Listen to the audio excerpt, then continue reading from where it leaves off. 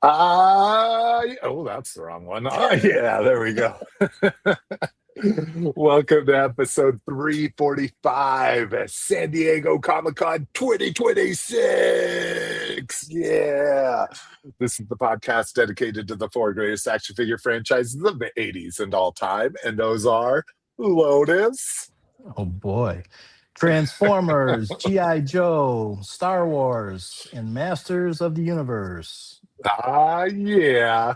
We'll actually have more other news than all of the four franchises put together during Comic-Con is the way it seems like it happens nowadays. But yes, we're going to do the top four first, and then we're going to talk about all the fun stuff, at least that I thought was fun.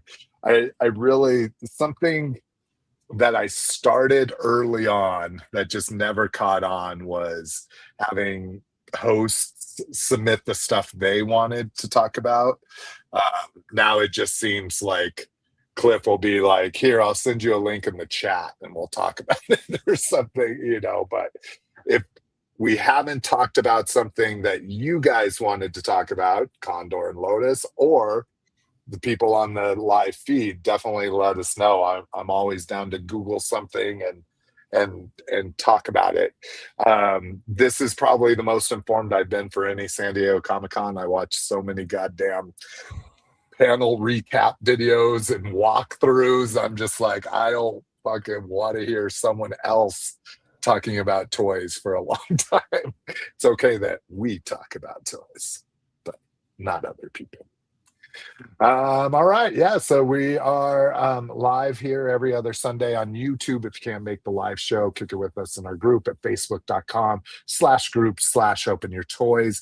If you just want to know when we're recording or when a new episode posts, facebook.com/open your toys cast, or go to openyourtoys.com. There at the top of the page, we've got a link to the show notes where you can find out how to subscribe through Spotify, Apple, and Amazon podcasts. We got RSS feeds, we got emails, voicemails, text lines.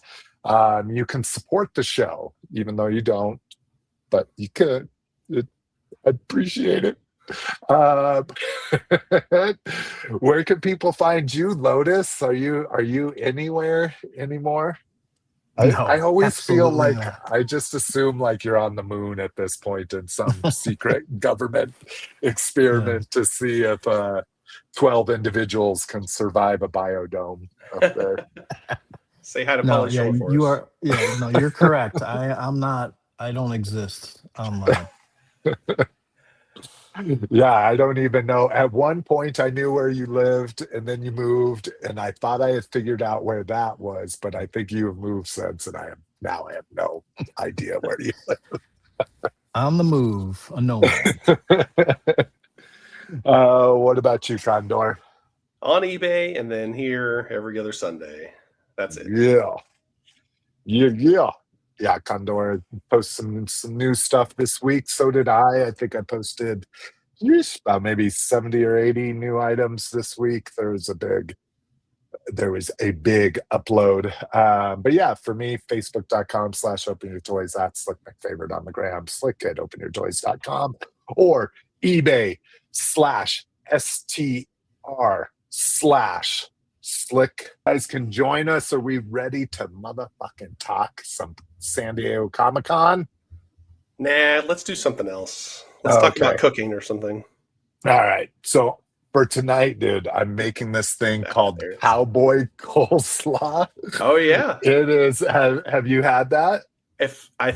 Well, you tell me what it is. It's the a meal? Coleslaw. It's more of a side. You could make it a side, a meal, I guess, if you wanted. But it's a coleslaw with jalapenos, corn, black beans, and you do like a chipotle slaw sauce.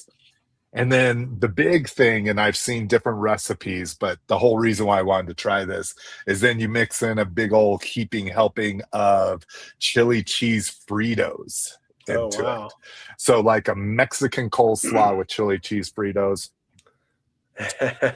I guess I shouldn't say chef's kiss yet. I'm hoping it's chef's kiss. It may turn out to be disgusting and my family will hate it and I'll have a lot of food I don't like that I will not let go to waste. Well, you wait the feedback on that. I want to hear all about it. All right.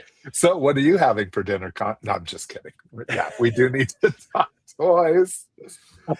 Maybe we'll get to dinner in a little bit. But what are we drinking now? Ooh, very boring. Just water. Oh, very boring. At least what cup is that in? Dallas Cowboys cup from a game I went to like 13 years ago. It's got Tony Romo on it. Don't drink and drive, kids. He's been in the news lately, so yeah. Like, how the fuck do you have the open bottle on your seat when you get pulled out? Like, you don't just like try to shove it underneath at least, you know? Like, he wasn't thinking clearly. Yeah, I'm Tony Romo. I'm not going to get arrested. Lotus, what about you? I totally forgot what you usually drink now. Oh, the Bubba Keg, the big water-filled Bubba Keg, right? The Bubba Keg is gone. That's been retired for a long time. But ice water, I have moved to Odwalla, the fancy Odwalla 40 ounce. I'm at the big 40 ounce. My daughter has 3 different Odwallas. Because they're the cool. Oh my god, dude! We had to tell her like 7 water bottles ago. Like, we're not paying for your kitschy, popular name brand water bottles anymore. Because she wanted, first she was Stanley, and she wanted it in all the different sizes. Then it was Odwalla, and she wants it in all the. I'm just like, bro, we'll get you. What's the Walmart? Trail West or whatever. Ozark Trail. Ozark Trail. Yeah, we'll get you some Ozark Trail vacuum sealed tumblers, and you should kiss our ass. We didn't have vacuum sealed back in our day. Well, I am drinking something I drink similar, but this is the new extreme version of it. This is Twisted Tea, and this is specifically a flavor I've never had. It is tropical peach. Nice. So at 8% too, that's what makes it extreme. It's got 3% more alcohol in it. Yeah, it's a little too sweet. Anytime they put more booze in it, they like put more sugar in it to offset it, and just makes it too sweet. But slows you down. Exactly right. This is what I need to be drinking. So I don't know if my liquor store guy just is making fun of me at this point, but when I first saw this, and maybe I told this on the show, I called it Camaroos. So like, I'm like, oh, what's that new thing? Is that Camaroos? He's like, yeah, we just got it in. And so it's not my normal brand. So whenever I walk in there, he's like, how about some Camaroos? And so I think he's making fun of me because it's actually Camaros. Camaros, yeah. Yeah. So I think he's just making fun of the old white guy, unfortunately. All right. Let's see.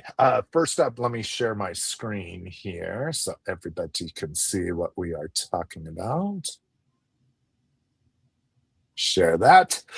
First up, I wanted to give some shout outs and some links right at the top to, or for some helpful links, but big shout out to Pixel Dan. I can't believe this guy still does this. Like, he goes to this show and it's got to just be nonstop running around, filming things, getting interviews, all this shit. He posts so much content about Comic-Con, including G.I. Joe. He did a 35-minute walkthrough with them that I guess he had done the day before and the audio didn't work. So they literally refilmed the entire walkthrough. Oh, wow. He was very appreciative of the G.I. Joe reps, designers, whatever you want to call them. But yeah, those are things I just don't fucking miss. You know, seeing them do the walkthroughs and everybody else around them trying to do the same things, video the cases while they're trying to interview people, and you know, because it's like a free for all. Like people just didn't care that you were talking to one of the designers or you know, anything like that. So shout out to him. I watched all of his walkthroughs of things I actually care about. And then Toyark always does this right, in my opinion. They always have this page with every single link of every single story, including from His Tank and TFW and Taku Nation, if you're a guy that likes to dress up in silly outfits and fight monsters in foam costumes. Not that there's anything wrong with that. Sounded a little judgmental when you said it. But yeah, they do it great. This has kind of become my new thing, is I just work down this list, and then from there I augment the notes with things from Toy News Eye and a couple things from Toy Habits. Believe it or not, they scooped a couple things and that kind of shit too. So big shout out to Toyark for doing it right, and something that you guys can go look at. And then just to let people know, I think these are the only exclusives still left to be put up for sale, of course, are the Hasbro ones. That'll be August 10th. Yeah, so coming up here next Monday for premium members. And there's still allotments. Like, I don't think I've ever seen anything sell out at the premium level and not be offered for the regular next day sale. To me, premium, when they say, oh, it's first available for you, doesn't mean it could sell out completely. If I'm wrong, if people have experienced otherwise, please let me know. But there's always another allotment for the general sales as well. But I'm glad my Pulse membership is still good to the middle of September. So I'll be in there trying to get things. The problem is I don't know what my plan's going to be. If I've ranked everything by preference. So I don't know if I'm going to try like top 2 things, check out, and then go back in, you know, because sometimes that's when you get fucked, is you're trying to all of them, you know. Yeah. And then shit starts happening, like the thing in your cart is sold out and you got to go back to your cart and remove it and start to try to check out again, you know, like it gets to be bad. So in the past, Star Wars has tended to hang around for quite a bit. Transformers and especially classified seems to go pretty quick. I don't know if the Gym Blaster will go quick. I mean, the Kiss Play cassettes are kind of a big deal for cassette collectors, but I don't see that one being huge for Transformer fans in general. I don't know. Let's take a informal survey of who we have on the show or in the chat and on the show. Condor, did you watch Jim as a kid? Did you enjoy it as a young male boy? That's such a loaded question when you put it like that. I do remember Jim being on, and I remember watching a little bit of it. And you know, it's a cartoon, it's fun, but honestly, it's more like just the memory of it. I don't specifically remember watching the episodes. I couldn't tell you anything about it other than it's Jim and the holograms, and they kind of, you know, they've got a lot of music that goes with it, and they switch characters. Is it like kind of like a one does? One's like one has an alter ego. The rest are just regular people. Okay. Yep. See that I'm tapped out. That's all I remember. Yeah. Lotus, did you watch Jim as a kid? Did you no. Watched it and liked it? Sometimes you just watch things because they're on, right? It just I mean, I remember, you know, Jim, you know, popping in with the Saturday morning cartoons or whatever, but I don't know. Maybe I left it on. I don't know. I don't really remember. Okay. Well, no, that's, I definitely that's the know perfect response, is that To me, I was such a big, like, fucking, especially before I got into mid school and started skating and then high school and graffiti art. I was such a pop radio kid. Like, the only music influence I had was country and western from my entire family on both sides. And then one aunt listened to top 40. And that became like, she turned me on to the top 40 radio stations back in the early 80s, mid 80s. And so I was a pop princess back then. So I really liked Jim. I liked the music, I didn't was Gem pop or was it rock? Oh no, it was pop. It was like pop. Okay. I think they might have had a keytar. Yeah, I mean, the Misfits were supposed to be she- kind of like punk, they were tough, but it was all still just, it was like musical style rock, maybe you could call it. All right. So Cowabunga Dude says Jim was truly outrageous. Truly outrageous. Brian David concurs. Let's see. Oh, this fucking dude right here, Cowabunga Dude. I got the 2 exclusive I was after: Jimbro Skeletor and the Jada Street Fighter head pack. Motherfucker, I had the head pack in there. Like, dude, refresh, not available. Refresh, available. Add to cart, check out. Okay, you're in waiting line. Like, literally that quick. And it sold out while I was in the waiting line. I was so mad that day, but good for you, Cowabunga Dude. I'm glad you got it. Again, I would probably put like the beat up heads and hands on a few fighters and the rest would go into an accessory box, but I was really mad that I didn't get that. That was easily in the top 3 of exclusives I wanted. So all right. Well, there we go. Let's get into some actual fucking San Diego Comic-Con news. First up, Masters of the Universe panel. Again,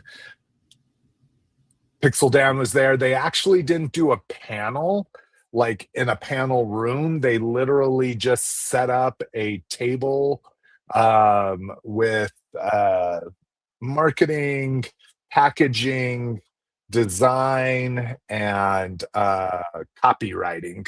So they brought a person on to do all their copywriting and shit. But so it wasn't actually in the panel room. You just had to stand around their booth for a half an hour. But it was kind of interesting. The first thing here, let me go back here. So this is the Chronicles lineup for the next few waves.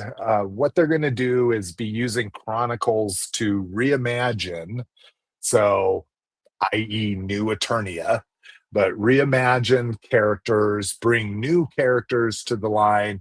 But what they're doing is for each wave, there'll be 2 reimagined characters and then a movie character. 2 reimagined characters, then a movie character in each wave. So first wave, we're getting what they call light armor He-Man.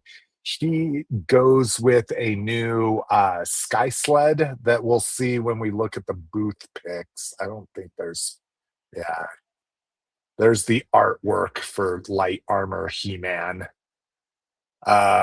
There's the packaging that it's gonna look like. So the black and gold. Sorceress will be coming soon. Very flowy in her new Eternia garb there. But first wave's light armor He-Man, then a Clawful that looks absolutely amazing. I love that Clawful so much. Here, I think they did show his render at least. No? There's the artwork. We'll see him. I think they have some physical models of him.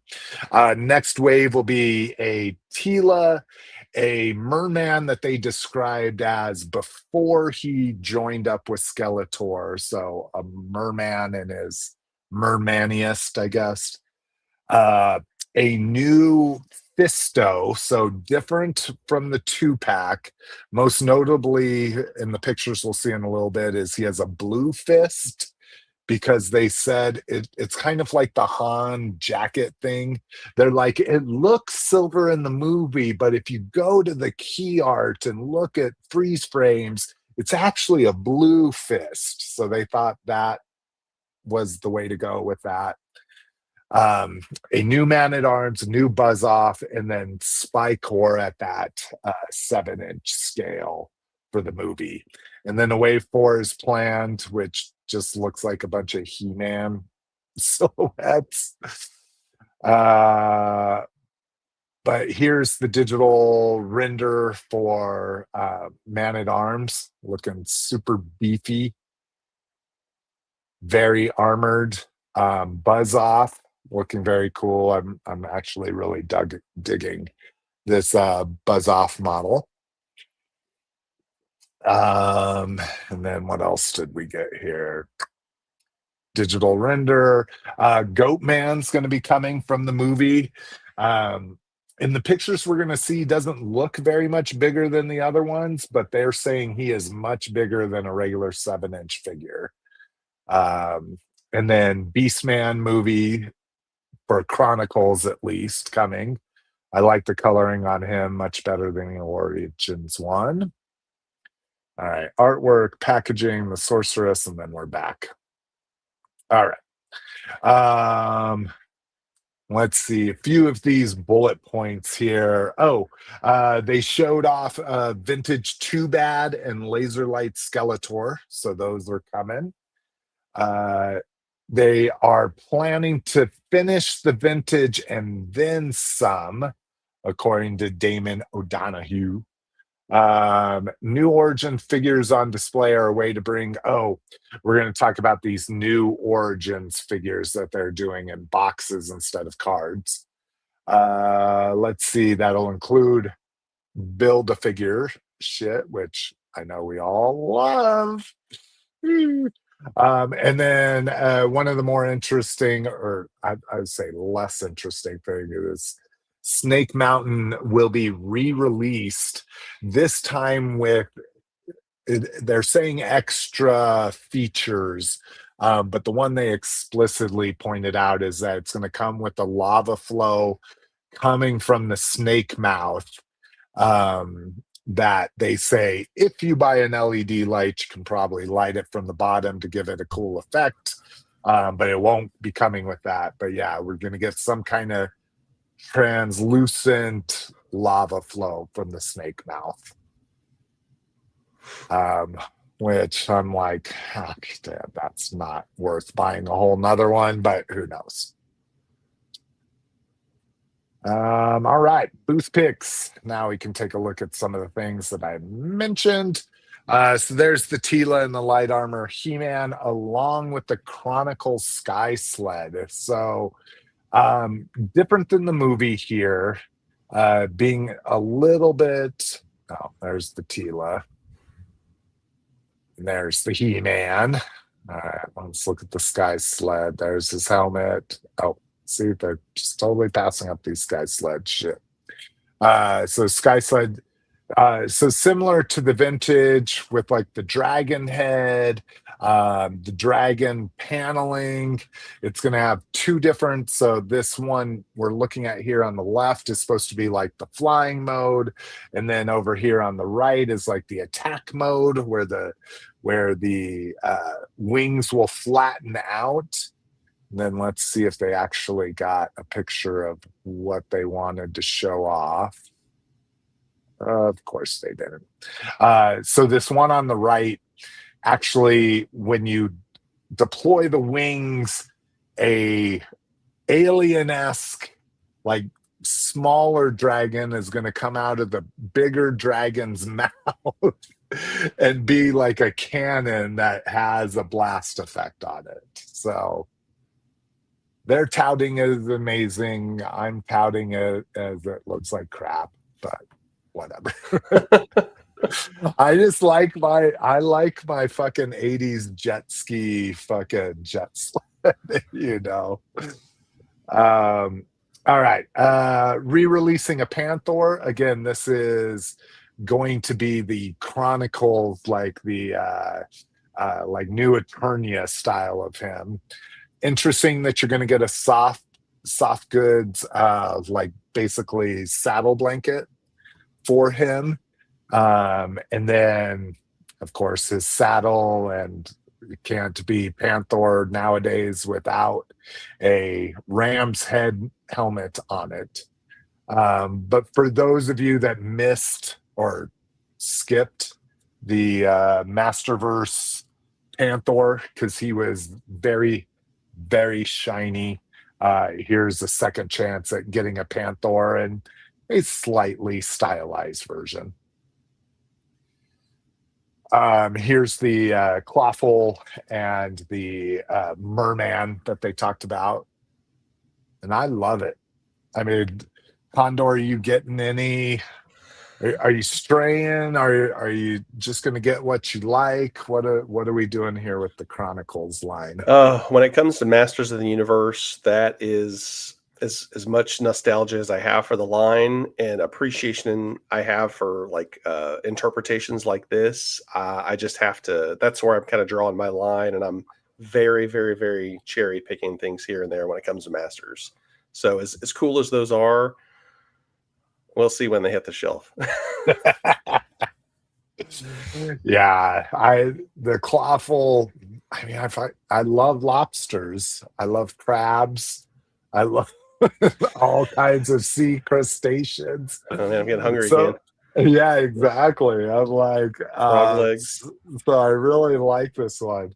The Merman it crosses multiple collections, so I kind of feel like I need him. Again, I know I don't need anything, but yes, you do need it. God, looks so amazing. Both of them look great. They're very cool looking. I love those interpretations. It's always fun to see when they take an old line and reimagine it and stuff like that is super cool. But yeah, it's just so hard. Did you see the Masters of the Universe movie, Lotus? No, it's coming up on. I think it's on Prime now, right? It is. So. It's free on Prime with a. Well, what I like about Prime, even if you have if you're not willing to pay the $3 on top of your $180 Prime membership, usually movies just have a commercial at the beginning, and then they let you watch the whole movie. So, but yes, it is your chance, just like Cliff, to watch Mandalorian Grogu for free now. I forgot about that. Is that out on Disney Plus? I don't think it is yet. Oh, okay. I need to go watch that at some point. So, any interest in watching it? I know the family thought it was the devil's toy. No, I don't. I mean, I tried watching the original. Like the one, the Dolph Thunder. I tried watching that. I tried. Back then or recently? No, recently I tried. I mean, recently meaning maybe the last 3 years. But yeah, it's tough. That one is that one's a little rough. I think nostalgia gets me through it for the most part. Yeah. But I would suggest watch it. I mean, if you're watching any other self-aware, almost to a fault, like when we talked about in the review, right? Condor, you thought there was almost too many jokes in it, right? Yeah, I felt like it was a little too jokey for me, but not like that it ruined the movie, but just a little bit here and there. Yeah. Yeah, I could have done with a little less. It's worth the watch. So here is probably what'll touch most of us nostalgia collectors is they're going to start a new Origins line, and I don't know if it's a new line or whatever you want to call it, but what they're going to do is basically focus on the card art on the cross cells from the original Masters of the Universe. So you can notice things like naked Manny faces here with his flesh tone. You get what are some of the other like big ones? Like Beastman has his little emblem that was painted on that old card art. But the big thing here is these are going to be Build-A-Figures. So they're going to be in what looks to be like the size of the deluxe Origins boxes that we're getting a lot of here. So wave one will be Beastman, Man-at-Arms, a mustachioed Man-at-Arms, which I didn't quite get because wasn't he not mustachioed on the card art? I'm pretty sure. Like the only reason to have a mustachioed Man-at-Arms is because of the cartoon. So they're already kind of dabbling here. But a He-Man, Skeletor, and a Merman that will build the pieces to build a Shadow Beast. And they said the Shadow Beast and the Night Demon, I want to say Night Demon or Power Demon, this green thing over here, these are going to be 7-inch figures. So whereas the Origin is 5.5, so they'll be a little bit bigger figures. That second wave will include Trapjaw, Zodak, Stratos, Battle Armor, He-Man, Faker with pink armor, and then something that a lot of people are scratching their head about is a Faker Tila. So the same bright blue, pink armor, so pink snake armor and shield. And that was just their thing like, hey, let's have some fun with this line. So there's also going to be things that just have fun with this line. The one thing I didn't mention about Man-at-Arms is he is actually a battle armor Man-at-Arms. So his chest will, just like Origins, they'll just be plates. They won't actually work. But he'll have plates to have the single gash and the double gash on his chest. So, and I don't know if so here we can see that here. You can see the Man-at-Arms. You can see the Beastman with his little eye thing. He-Man just pretty much looks like He-Man again. A newly, well, that may be the same power sword from the Filmation one, but Man-at-Arms has like laser weapons. Skeletor, Merman, there you get the good look at the Shadow Beast that comes, which this is what I kind of don't like, is the Shadow Beast was supposed to be like a wild animal, and now they're making him kind of a figure with loincloth and bandolier and mace. Like, it would have just been nice if he was like cartoon accurate Shadow Beast.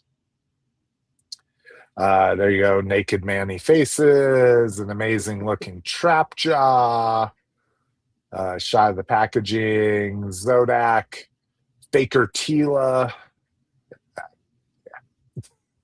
the Power Demon. So there were red and green Power Demons. I forget what they said about the red one, but it's definitely coming as well. Battle Armor He-Man. Old man Stratos, I guess, because he has a white beard, and Faker again with pink armor and weapons here. That Cowabunga dude. Mattel found a way to make me buy the same Origins all over again. I feel the same. I kind of really want the Power Demon and Shadow Beast. I saw the Motu. Brian Fabian says, I saw the Motu movie on Prime. I thought it was good. Yeah, like I say, to me, it's a pretty damn good movie. And then just the fact that it happens to like fan wink every 7 minutes doesn't hurt it, in my opinion, you know. Okay, So that's what the booth looked like.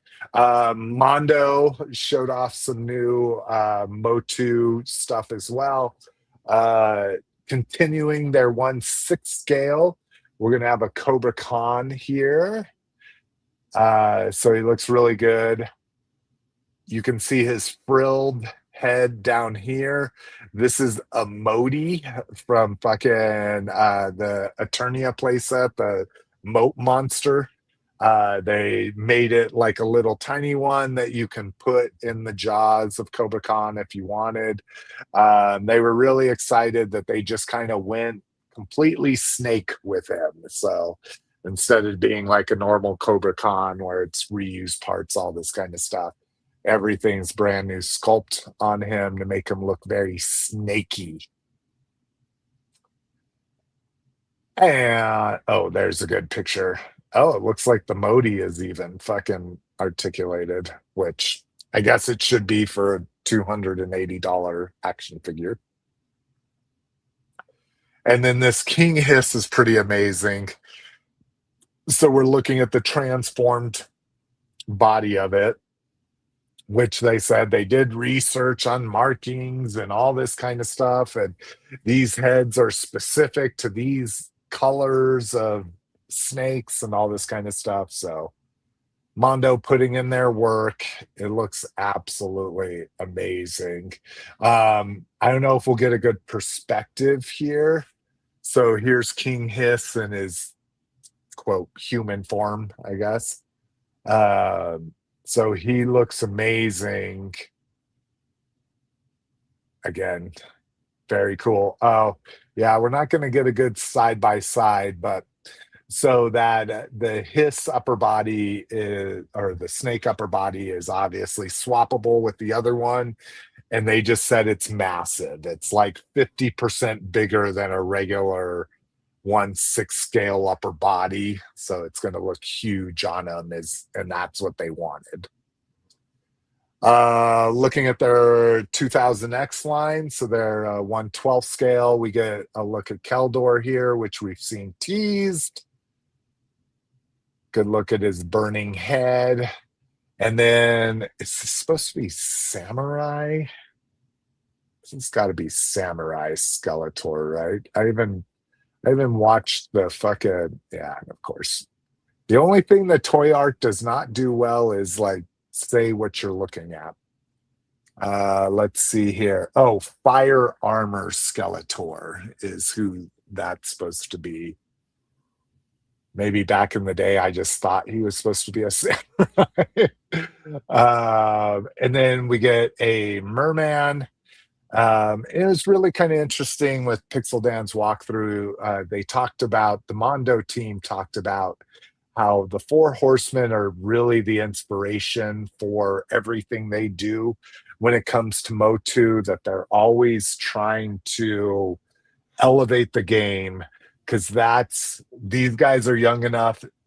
They got into Motu with 2000X, and seeing what the four horsemen did with the 2000X figures that just went way above and beyond that anything Mattel had ever done with them as far as stylization goes and that kind of thing. So Mondo kind of sees it as their job to take it to the next level here. You know, you want 6-inch figures, you know, you have tons of options, or 7-inch figures, you got tons of retail options, but they're bringing you essentially art, you know. And they said that the 2000X Merman was like the first inspiration for a lot of them. So they're very happy to finally be able to bring that character to life in their own take on the character. And then Ice Armor He-Man here, absolutely gorgeous. Again, I'm a little biased when it comes to ice and snow, but oh my God, he looks so dope. He's very angry. He's soft cold. goods. I'd be cold too if I was wearing a loincloth and it was Ice temperatures outside. Come on now. Exactly. We get the Comic-Con exclusive flocked Panthro here, looking good. Oh, I like that they actually did 2 different heads instead of just a helmet. Because you know that flocking, you don't want to take shit on and off of flocking, that's for sure. All right, I think, yeah. All right. So Mondo killing it. Always. Yeah. They also had a panel as well, Mondo specifically. So we'll see what we can call from Toy Habit's advertising page that they have here. So it looks like 2027 we'll get a Stratos in that 1/6 line. Also a Sorceress. Oh, I forget what this purple dragon is. It's got to be, it's like a duck dragon. Let's see. 112 2000. Oh my god. All right, this might be something I have to pick up. So a 2000X trap jaw, lots of attachments including the fly swatter here, cool. if anybody was curious. It looks like you get some laser swords as well, different faces, including, you get what was it, Cronus,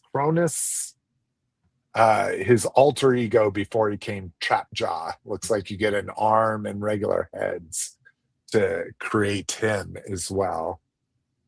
Let's see, blah blah blah. Let's see if he includes his name. That's a lot of alternate heads. Yeah, fuck yeah, it is. And then 1/6 scale. Oh, Skeletor Deluxe 2.0. So they've already done a He-Man Deluxe 2.0 that had, I think it was battle armor and flying fists and thunder punch all put together. Looks like here we may not be getting that same amount. This looks like maybe this is a laser light because his arm lit up for laser light. Oh, did we get the fucking laser sword?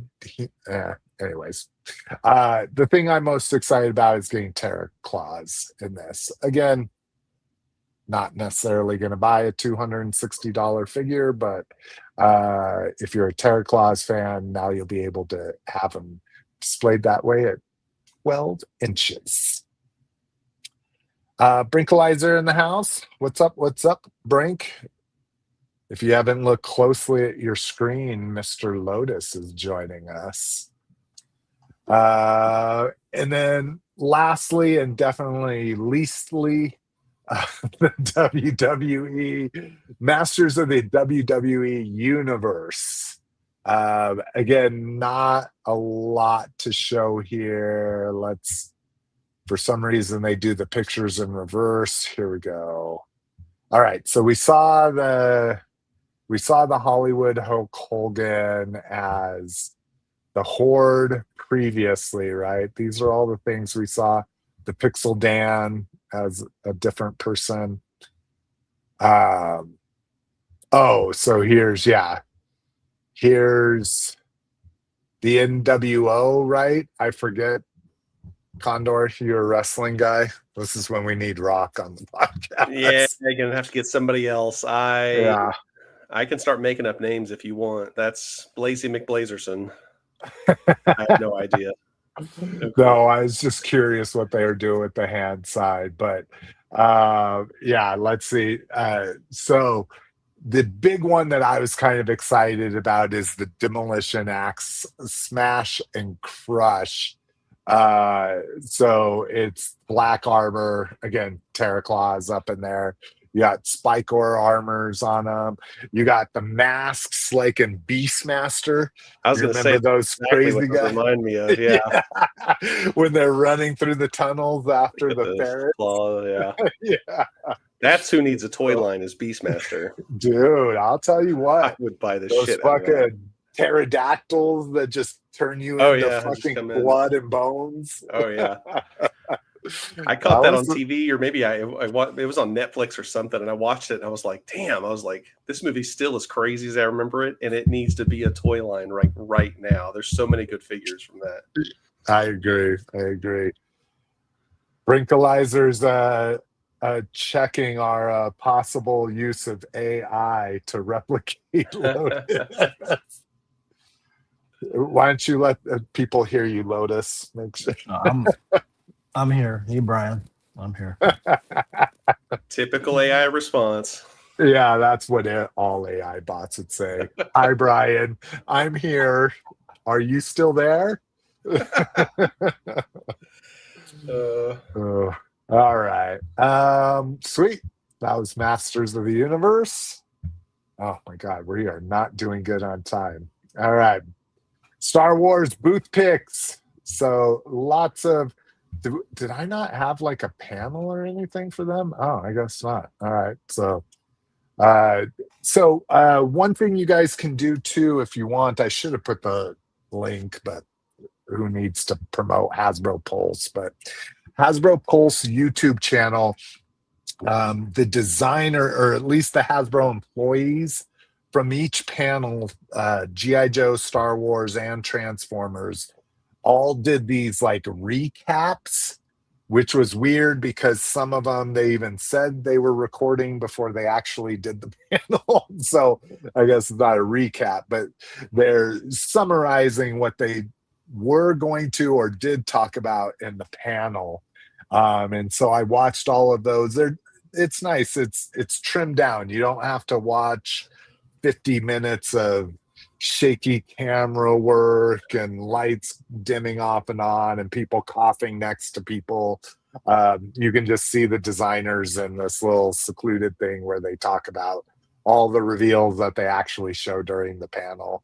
Now, I will say, being somebody that loves to go to panels, the Q and A at the end of the panel is actually some of the most valuable information. So if you can find full recordings of panels, they are kind of worth it to watch. You know, you can get excited with the rest of the crowd and stuff like that for certain things, or maybe be like pitch silent when people don't cheer because your ideas that have been in production for a year are dumb, you know. But all right, we're just going to click through these new Black Series packaging here, including the first character from the first wave to show up in this packaging. The first time we're getting the iconic Queen Amidala from, that was basically on what, 78,000 different items when the movie first premiered. So you're able to pick her up finally. Some good information about her, the way she was designed, the way the dress is soft goods, but the orbs down here peg in to the, I want to call it an armature, the skeleture of the dress. There's something in there to kind of keep it flayed out so it doesn't just look all droopy when you pull it out of the package. But yeah, it's Amidala and a new package. Showed off the vintage collection. What do they call this thing? The mini rig. It's called something specific, but very cool. If maybe you were a fan of mini rigs back in the day.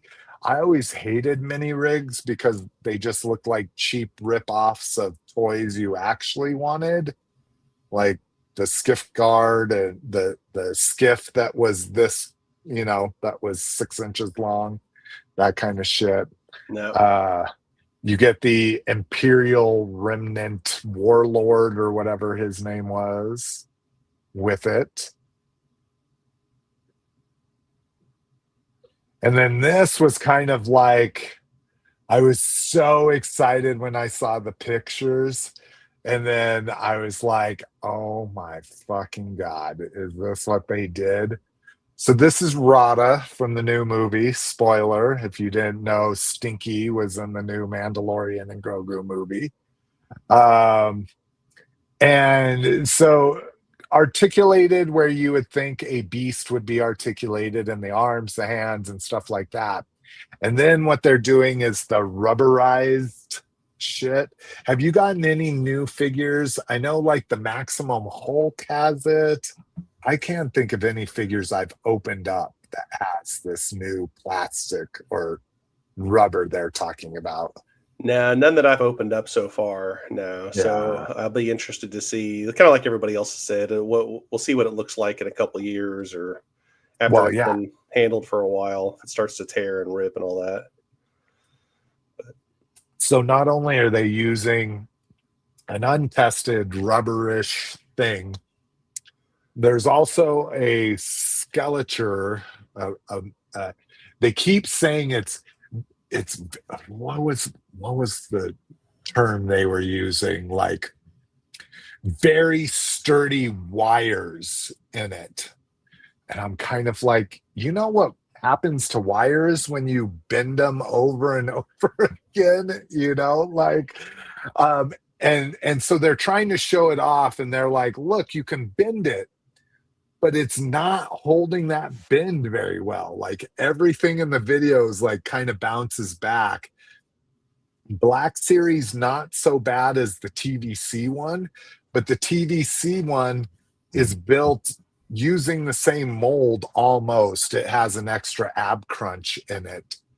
But the TVC, the vintage collection one, wouldn't hold the pose at all. So they would bend the tail and like, look at that range of motion, and they would let go and the tail would just snap back to being straight. And I'm like, so you can bend it while it's in your hand, but it won't hold that position. So yeah, this was super disappointing. The Witch Sister or Dathomir, what was it? Queen Mother or something like that, from the Clone Wars, getting her in Black Series. Here's the vintage collection one. So you can see it's got an extra hard plastic ab on it to get a little bit more articulation. But like I say, that tail, every time they bent that rubber tail, it just bounced back right to its position. Yeah, it's unfortunate because I think, you know, as a toy company, they're trying to do things at a mass market retail price, but they kind of want to push it to that next level. But it's just, you're going to have to get it to where it can do all the things you want it to do. Then you're going to have to pay those upscale, like $100 to $150 price, like for like Mezco or, you know, pick one of those other ones. So, and that's the craziest thing is that fucking, I think the TVC Rada is $42.99.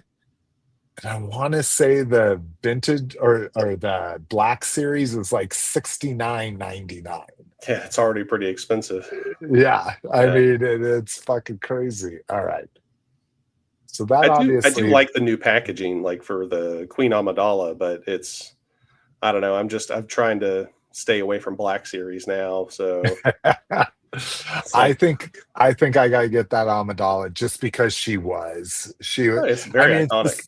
It's the same reason why I have a Grunt. I don't like Grunt at all from G.I. Joe, but he was the marketing image for 3 years, you know, like, so that's funny equivalency, Queen Amidala and Grunt.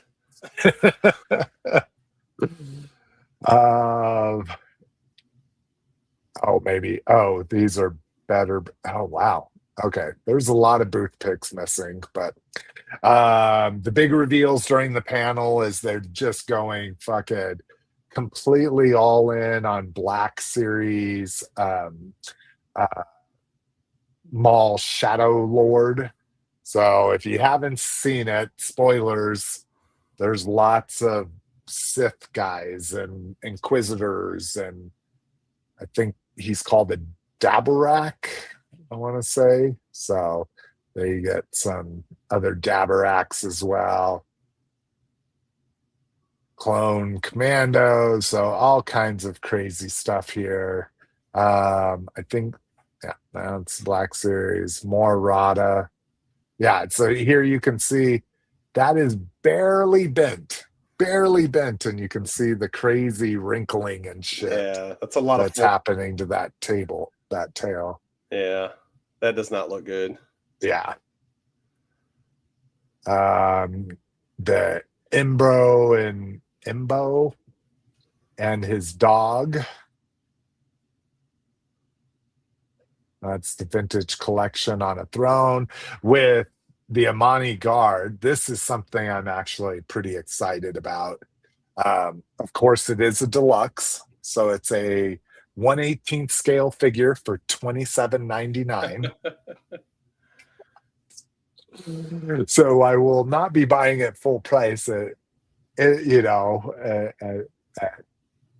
any reason, but hopefully it hits some fucking clearances or Ross or something. It's hard to tell. You would assume a lot of that would, but maybe they could also be scaling back on some of that, and not going to see quite as much on clearance. I mean, they always have their analytics going, you know. So you get Mandalorian and Imbo here. I'm hoping that's actually Imbo, if I remember correctly. But yeah, of course. Only thing they don't do well. Oh, there was more. Oh yeah, the Geonosis thing. I forgot about that. First, again, more Shadow Lord here. Commando Kibris. Oh, they were showing those clone commandos. That was the whole point of this, was it can be this Commando Kibris, or you can put the helmet on and he's just a standard Mandalorian commando. This is the vintage collection is supposedly all in on Geonosis this year. So this was the display of a lot of the new figures we've heard are coming our way, including the new Anakin, Obi-Wan. That is not... Oh, yes, this is the new one. I forget her non-bear midriff is the new one, or the old one. So the new Padme, the new Commander droid, and then the nice big detailed play set here, which, if you didn't know, most of this here is an actual play set you could have bought back in the day that's probably gone through the roof at this point, if not just costing $80 to ship it in general, you know. Yeah, it's pretty sizable. That's not a small playset. Yes, no. It's a big box. There's the new Super Battle droid that they've been talking about. I think this is the one that comes in the multi-pack, and this is the regular one. I think the multi-pack has the big super cannon.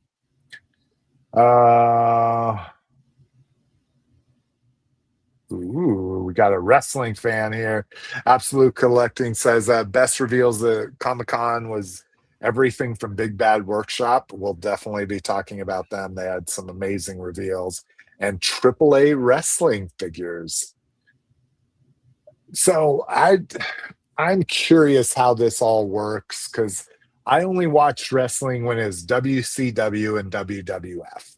And I watched them both. And then they started doing those crossovers and then all that kind of stuff, and it got real crazy. And then I stopped watching wrestling. So with things like AEW, I think I've seen like WWE stars go to that and vice versa. Like I think Jericho's on AEW now or something. So this new AAA one is a new one to me. So how is that all kind of working out? You know, are these companies getting incestuous? Is it a huge like issue that, you know, like WWE is the evil one, and then AEW was the new shining light, but now AAA is the new hotness. I'm just curious for wrestling fans out there. It's probably something I could ask AI and say, synopsize into 3 sentences what's happening with modern wrestling. But you guys might be able to have a more concise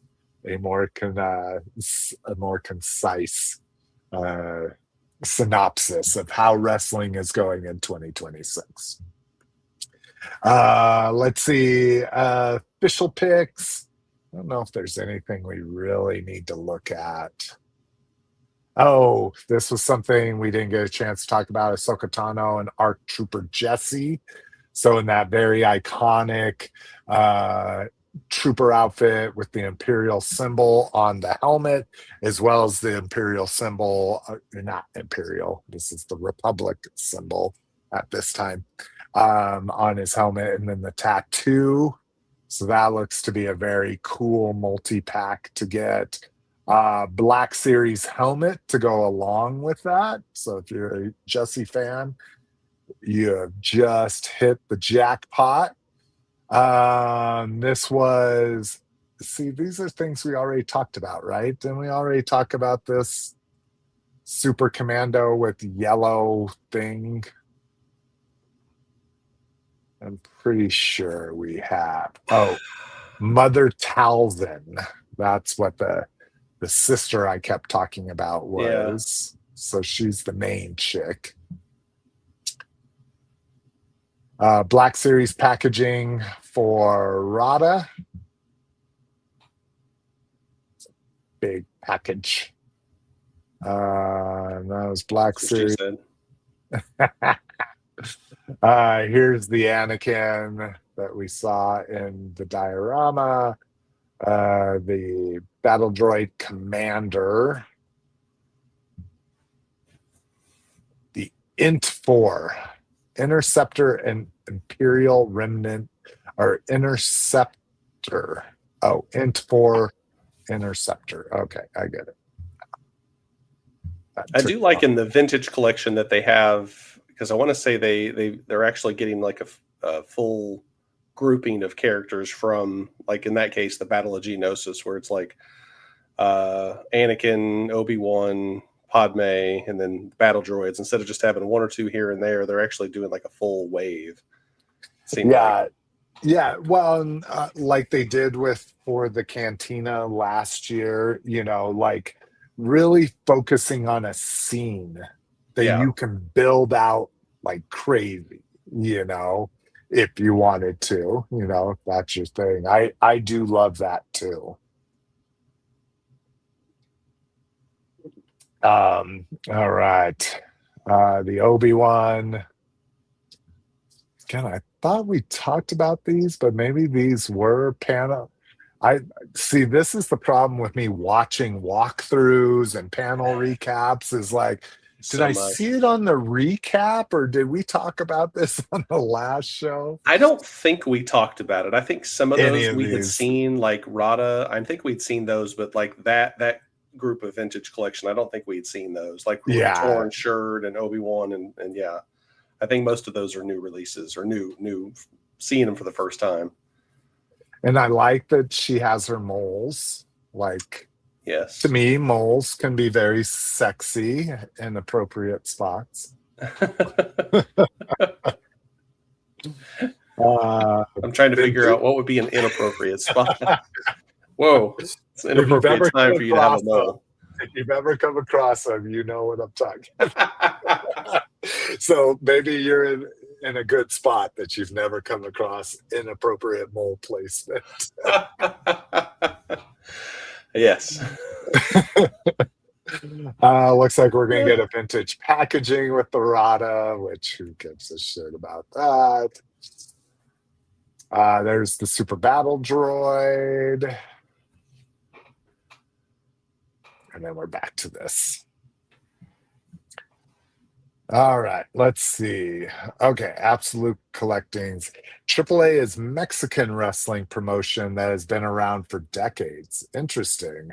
And so WWE bought it last year to So must be bringing it into its merchandising fold.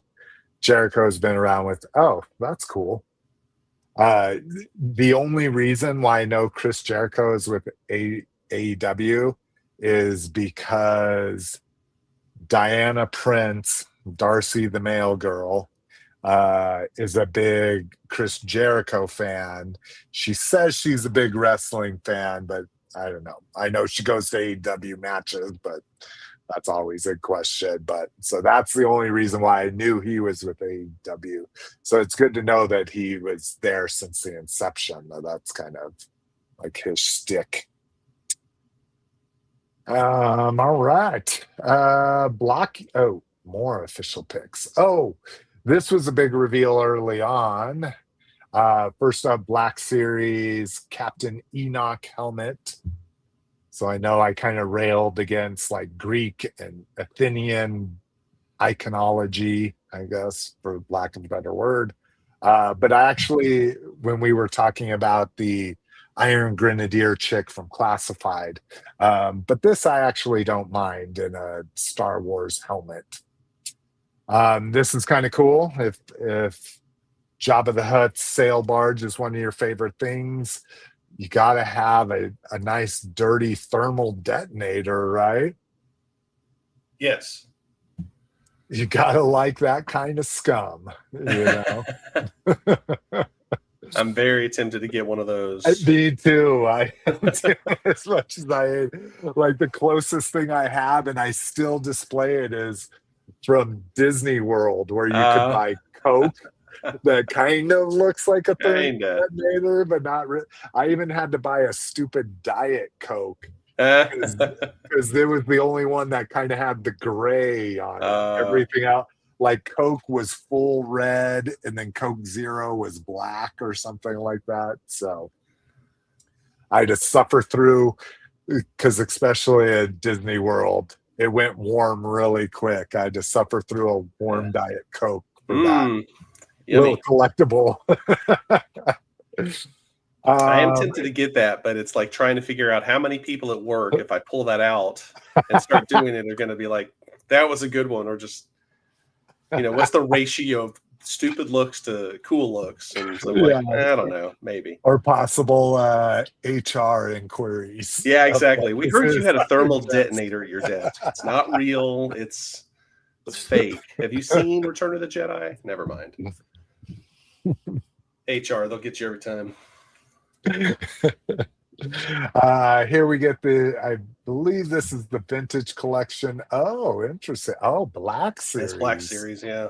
Wow, that's kind of a cool display package for them. That's very cool, yeah. Yeah. I wonder if that's going to be a new, what do they call that? The deluxe, or... Well, yeah, like a store, there's an industry term, a new footprint. That's what they call it. A new footprint for Black Series, that more things will come in this box design.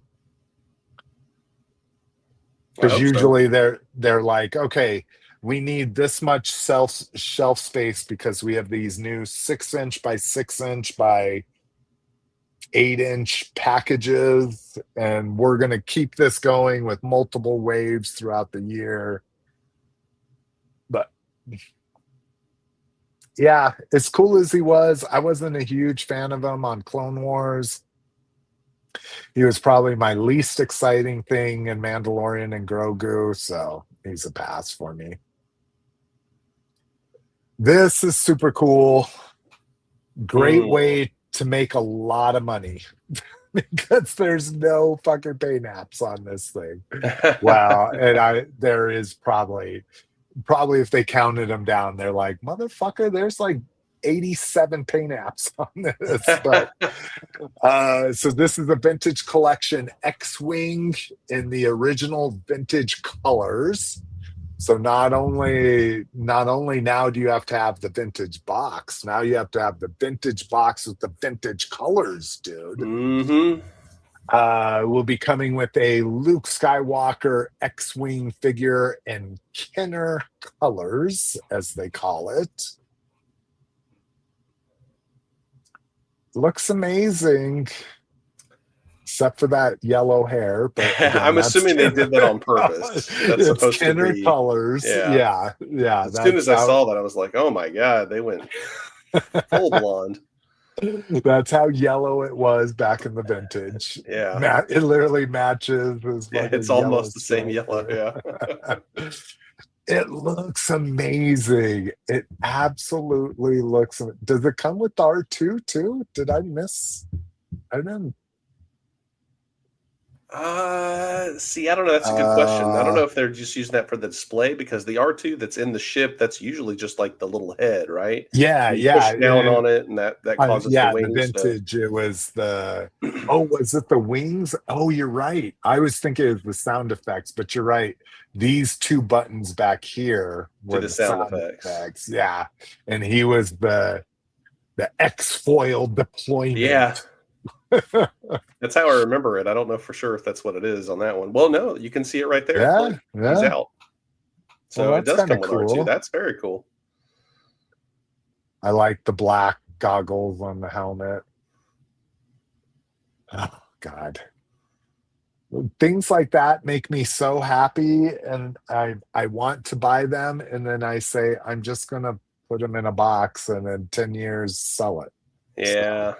That's kind of how I feel about it. Like it's cool. I think it would be a fun thing to have, but then it's that same thing where am I going to put it? What am I moving? What's getting bumped off? Or does it just sit there for 10 years before I sell it? Absolute collecting doesn't seem to be a Diana Prince. Oh yeah, that Darcy Mail bitch has been on the Jericho podcast. Yeah, I'm not her biggest fan. I liked other male girls for other reasons in the past. Dislike her for certain reasons, but Brinks says, I'm beginning to think that Mark Hamill is not blonde at all. It's all a Mandela effect. Well, yeah, if you see my vintage collection, like Last Jedi Lukes, they're all very brunette, you know. All right, what else do we got here? Blokees up in this bitch. So if you like building model kits, have you ever built model kits, Condor, Gunpla, or anything like that? I've done snap kits, I guess I should say. I've done a handful. Like I think I did, because I know they had some of those Transformers ones that they considered model kits, but they were not model kits at all. I did a Voltron one several years ago. Was that the Action Toys one where like it was all individual lion? Yeah, I think so. Oh, nice. Yeah, that's the only one I've done, only significant one I've done anytime recently. Lotus, I can't remember. Did you ever? I don't think you ever did model kits or anything, right? No model kits. I mean, besides, the car model kits, back when I was younger, I used to do those. Oh, did you? Like the ones that actually required skill, like glue and painting and stuff? Yeah. Those are the ones. I don't remember who manufactured them, but yeah, the car ones. Then you'd actually paint it with the testers, the testers paint and everything. Yeah. And so when you were younger and just never carried forward, because I know you never did Lego, right? Like you never were a Lego fan, or not. No. I shouldn't say a fan, a Lego purchaser, right? No, I mean the only thing that stuck with me was Transformers. That was it. That was it. So I was into, I into building RC cars. I guess, when I was younger, I did the plastic models, but then, I got into RC cars and actually building those, and then, like model rockets and stuff like that, Stuff that involves science as opposed to connect A1 with B3, press heavily. I don't know. I mean, even the RC kits, you basically, you basically just follow the directions, and No. build the transmission. You build out every component, and then you just put it all together. See, but that's dope though, because you're still building like an engine, right?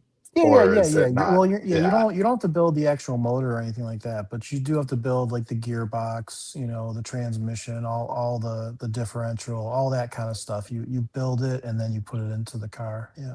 No, that's cool. I need to get Miss McFavorite on that so she can fix our cars when we're old. Follow her. I don't think fixing cars is. I mean, fixing cars, everything is drive by wire. As far as new vehicles are concerned. Oh so my I God! don't think that's even a thing anymore. You do not understand how much I have heard my father-in-law McFavorite complain about their 2021 car, about how it's all just a goddamn computer, and how he doesn't even fucking know how he's going to change the oil in this fucking thing. And he's like, maybe I can do brakes, but it looks like the brakes have wires going to them too. Well, yeah, the brakes, the brakes on newer vehicles, you can still do all the brakes and stuff. I mean, that's not a big deal. It's just the difference is, instead of having a manual parking brake, you have an electronic. You have an actuator that actuates, the actual parking brake. It's not physical anymore. And then you've got all the sensors on the brakes. But yeah, you can still change your oil and do all the basic stuff. But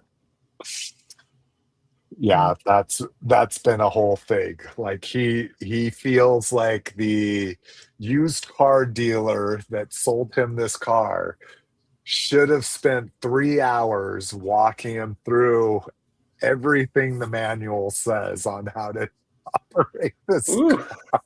I don't know what boutique dealership he thinks he's at. That's my God. And he left the guy a negative feedback, like a negative Google review. And so he had to call, the guy's manager has called him to try to get him to change the review. And he's just totally used to what car buying was like in the mid 90s, where they just held your hand with everything. There was no computers, that kind of shit. Oh my gosh. Yeah. Anyways, so these blocky figures are pretty fun. These are 1/12 scale. I prefer the troopers. I'm not a huge fan of the likenesses that Blockies have been using for human characters, but the troopers are fun. Darth Maul here will be interesting to look what the paint looks like on him. Commander Cody, and then an Obi-Wan. But again, fun stuff. I think the last time I bought a 1/12 scale, that was Flame Toys. That was like 30. I bought a Blockies for like $15 for a 1/12 scale figure. So, if you want to build something yourself that actually displays well, it's a pretty inexpensive way to do it. And then next up, Jazwares. So good old Micro Galaxy Squadron here. Nothing really new, unfortunately. They just kind of showed off the same things we've talked about. Here's the larger, this isn't actually an AT-AT, it's a larger version of the AT-AT. This is the Remnant version. This is a Amazon exclusive pack. I pre-ordered this. I'm not sure if I'm going to keep it. So it's the Remnant AT-AT. It comes with 2 ATRTs, including the ATRT driver and the Mandalorian. It comes with that INT-4 mini rig that flies out of it here. The one thing I'm not really digging about this multi-pack is they tried to do like, I don't even know what you want to call it, like snow markings, I guess. You can see these like white, like it literally just looks like somebody threw a paint bucket on it, like from underneath, and the paint like splashes upwards, and then on the legs it it doesn't really look like snow. But this is the Amazon exclusive. There'll be a remnant version without that snow marking that I've actually seen in Targets already. Again, $60 for it. It just doesn't come with all the extra accoutrements that we're seeing here.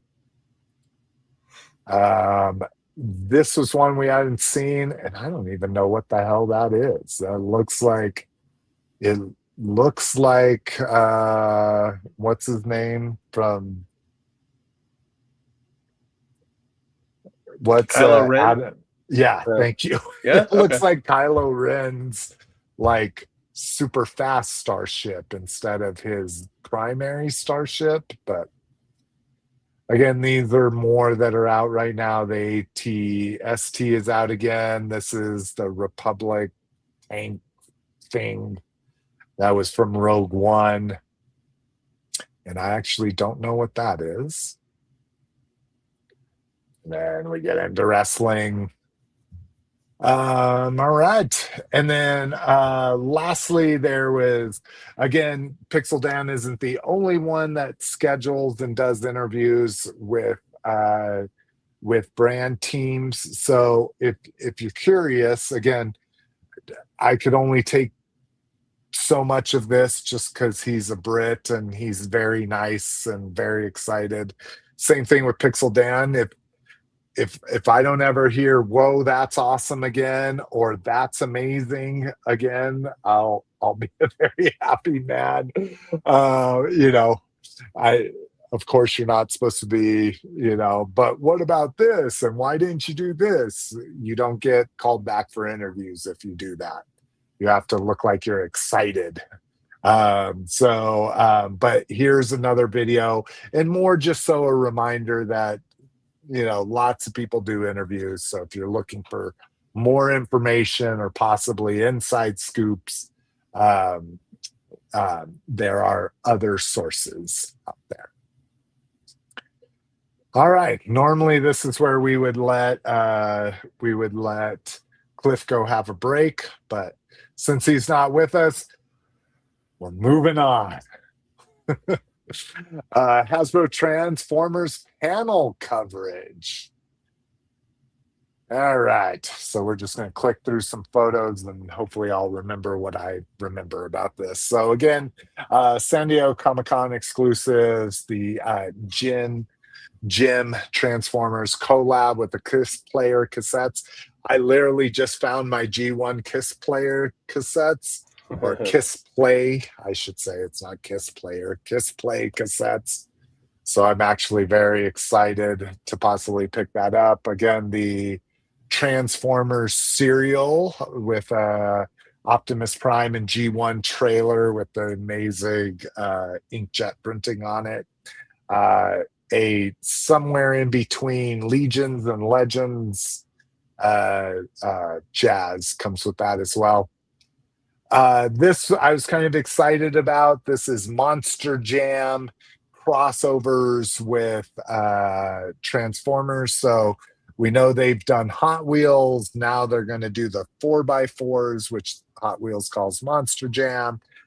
These are the kiddie ones, unfortunately, because, of course, I love Megalodon, not the actual four-wheel vehicle, but the concept of it. But these are going to be little kiddie ones you can buy. And then this is going to be the more collector quality one, which is Grave Digger. Condor, you ever go to Monster Jam? Yeah. You have to pay for the whole seat, but you'll only need the edge. Well, it seems like a ripoff now. I'm not going. Ever done any arena cross or anything where they fill your favorite stadiums full of dirt and let people go crazy? No, they do it right down the road, not too far from me, but I've never been. What Maybe about one day. Lotus? What about you? This doesn't seem really your thing, but I mean, I always saw the commercials on TV, as a kid, but I just never went to one. Yeah, I went to one arena cross thing when I had delusions of being an amazing dirt biker that was going to ride the Rocky Mountain trails my entire life, and my kids were going to be 3 years old on dirt bikes behind me and shit. And I went for about a season and a half on my dirt bike, and I'm like, this is too much fucking hassle. And again, it's because I didn't buy a brand new bike that would just start all the time. I was always having to tinker with my bike. It was a kickstart, getting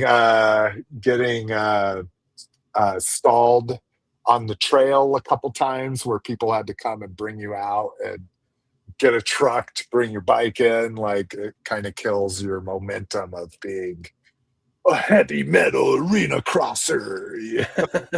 Oh, look at that. Yeah. All right. Let's see what else here. Oh, the Walmart Comic-Con, the clear things we talked about forever.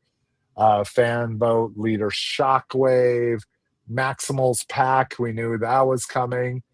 This was kind of interesting. This is a new character from the Energon universe from Skybound.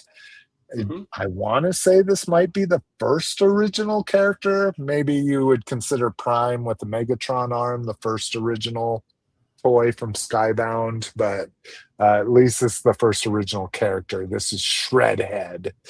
And not only does he have cool lightning along his van, that's right, he has a cool ass mural as well. They said this is very adeptly adapted from the comic directly. All right. Next, Age of Primes, Deluxe Wave 1, Skyguard and Breakaway repaints for the Nexus Maximus combiner. This was kind of an interesting thing. So they're doing Alpha Bravo that will work with your Superion. So if you weren't collecting Combiner Wars back in the day, they did Alpha Bravo instead of who? Do you remember, Lotus? Who did they? Because they eventually made them. Alpha Bravo was.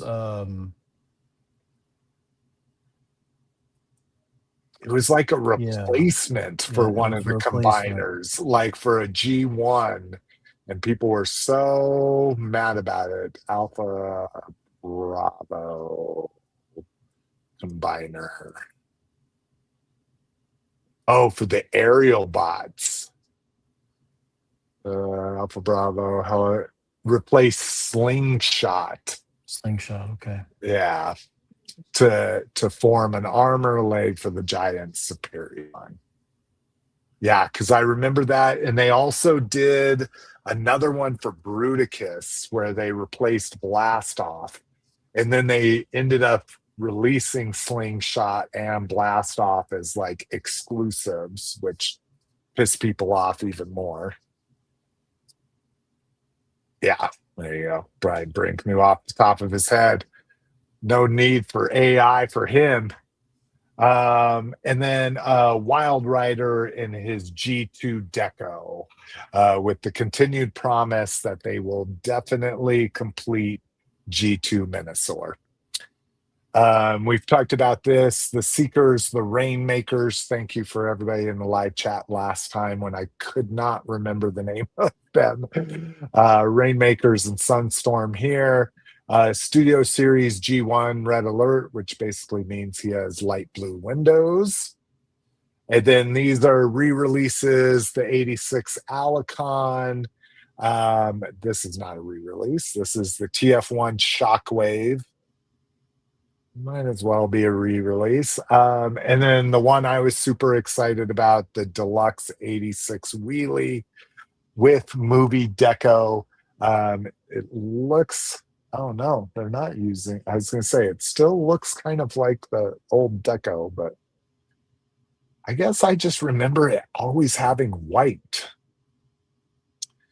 IDW Nautica. So this is the first time we're getting a actual IDW alt mode for Nautica.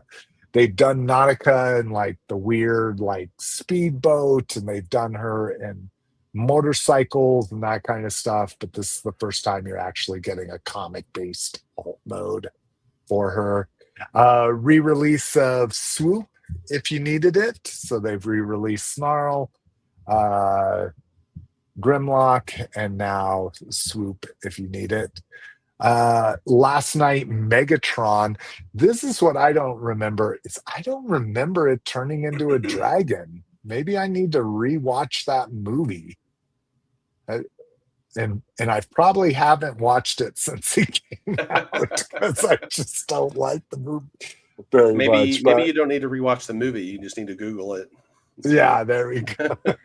I'm sure you could watch like a 30-second clip on YouTube and be like, oh, okay, he does turn into a dragon at some point. I'm all good. Save 2 hours of your life. Titan 2027. So what'll probably go up to be $229 this year. We're getting a character that I hope most people could give a shit about, but who knows? Maybe, what are these called? Like Spinosaurus or something like that. They originated. Yeah, I think that's what that one is. Yeah. But I'd have to go back and watch Jurassic Park to remember all the stuff about dinosaurs. Exactly. Age of Extinction Scorn here. Very spiky, big long tail. Oh, I was like, wow, they showed a slide just with TFW2005 during the panel. That's their watermark they're using. All right. Okay, here we go. So it looks like mostly designers up on the board. Oh, that's dope that they had Takara Tomy designers there. Oh, Shogo Hasui. That's this guy right here, if you're watching the live cast, is one of the most prolific Transformer designers of all time. All right, and this doesn't look to be going well. Okay. So that was fun. Anything, Lotus, that you feel like this is what's going to get me back into collecting? There is absolutely nothing that is going to bring me back to collecting. I've got a quick question for you, and I know you don't like getting too personal, but is there anything that you're, I wouldn't say collecting, because collecting is like a repeated process to acquire certain things, but is there anything you're coveting nowadays? You know, like AAA, he goes through his weird collecting phases. He went through his like skateboard collecting thing, and then he went through RC like crazy truck collecting thing. Is there anything that's just piquing your interest nowadays that you follow a group on Reddit or you do research about? No, not really. I mean, I like tools. Okay. I do a lot of research before I'll buy, a certain power tool or a certain battery for a power tool. So I'm, like there's different battery chemistries for your power tools. So, I get really geeky when it comes to buying, there's different types of batteries in the same line of tools. And so, yeah, no, I just I bought a really cool torque wrench the other day. I mean, I do like tools, so Okay, hey, that's something. So, but no, nothing collecting, nothing. Yeah, I don't collect anything at all. So, all right. So, what tool ecosystem is your primary? Well, believe it or not, Rigid is my primary, and it's a TTI company. So you have Milwaukee at the top, and then you have Rigid, and then you have Ryobi at the bottom. So TTI manufactures all that out of Anderson, South Carolina. Interesting. So you go for that middle line. Well, the truth is the rigid tools are pretty much the same as the Milwaukee guts. Okay. So, you can pay for the, Milwaukee top, but you're going to get the same quality out of the rigid. Now, the Ryobi is definitely a step down. Yeah. But the internal guts for rigid versus Milwaukee is really, really close. And that's good to know. Yeah. So see, it's things like this I miss, because I would not have known that.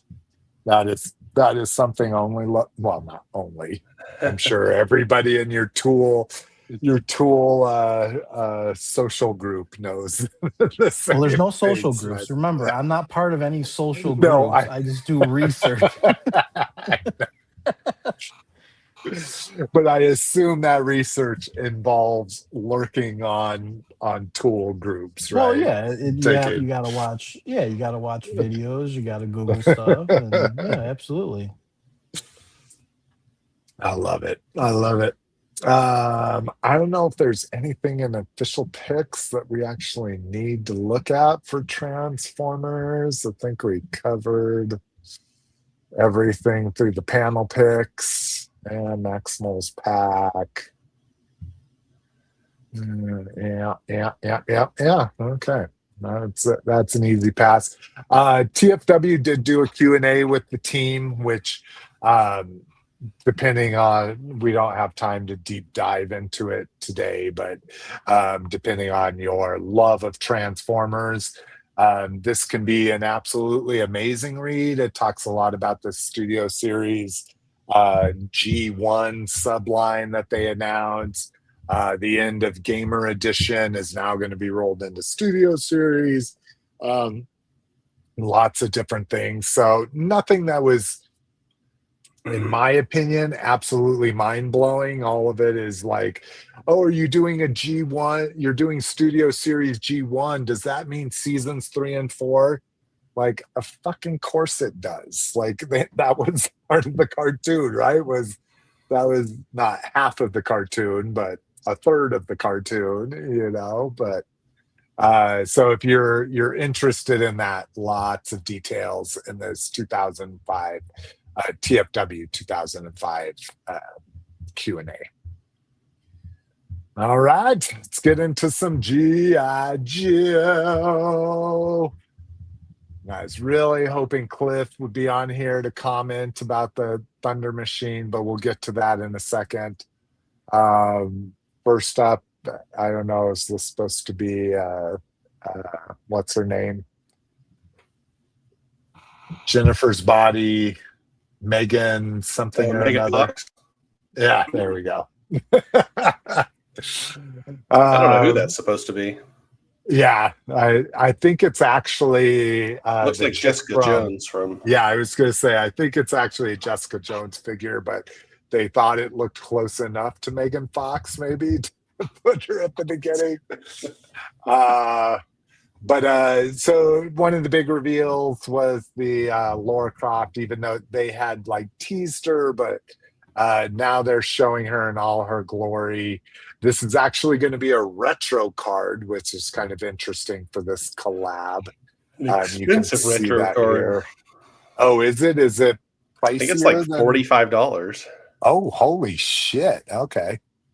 It really doesn't come with that many more accessories than a regular retro. I mean, it does have a lot, but yeah, retro cards tend to have a lot of accessories. Jesus. And I saw like it sold out like super fast too.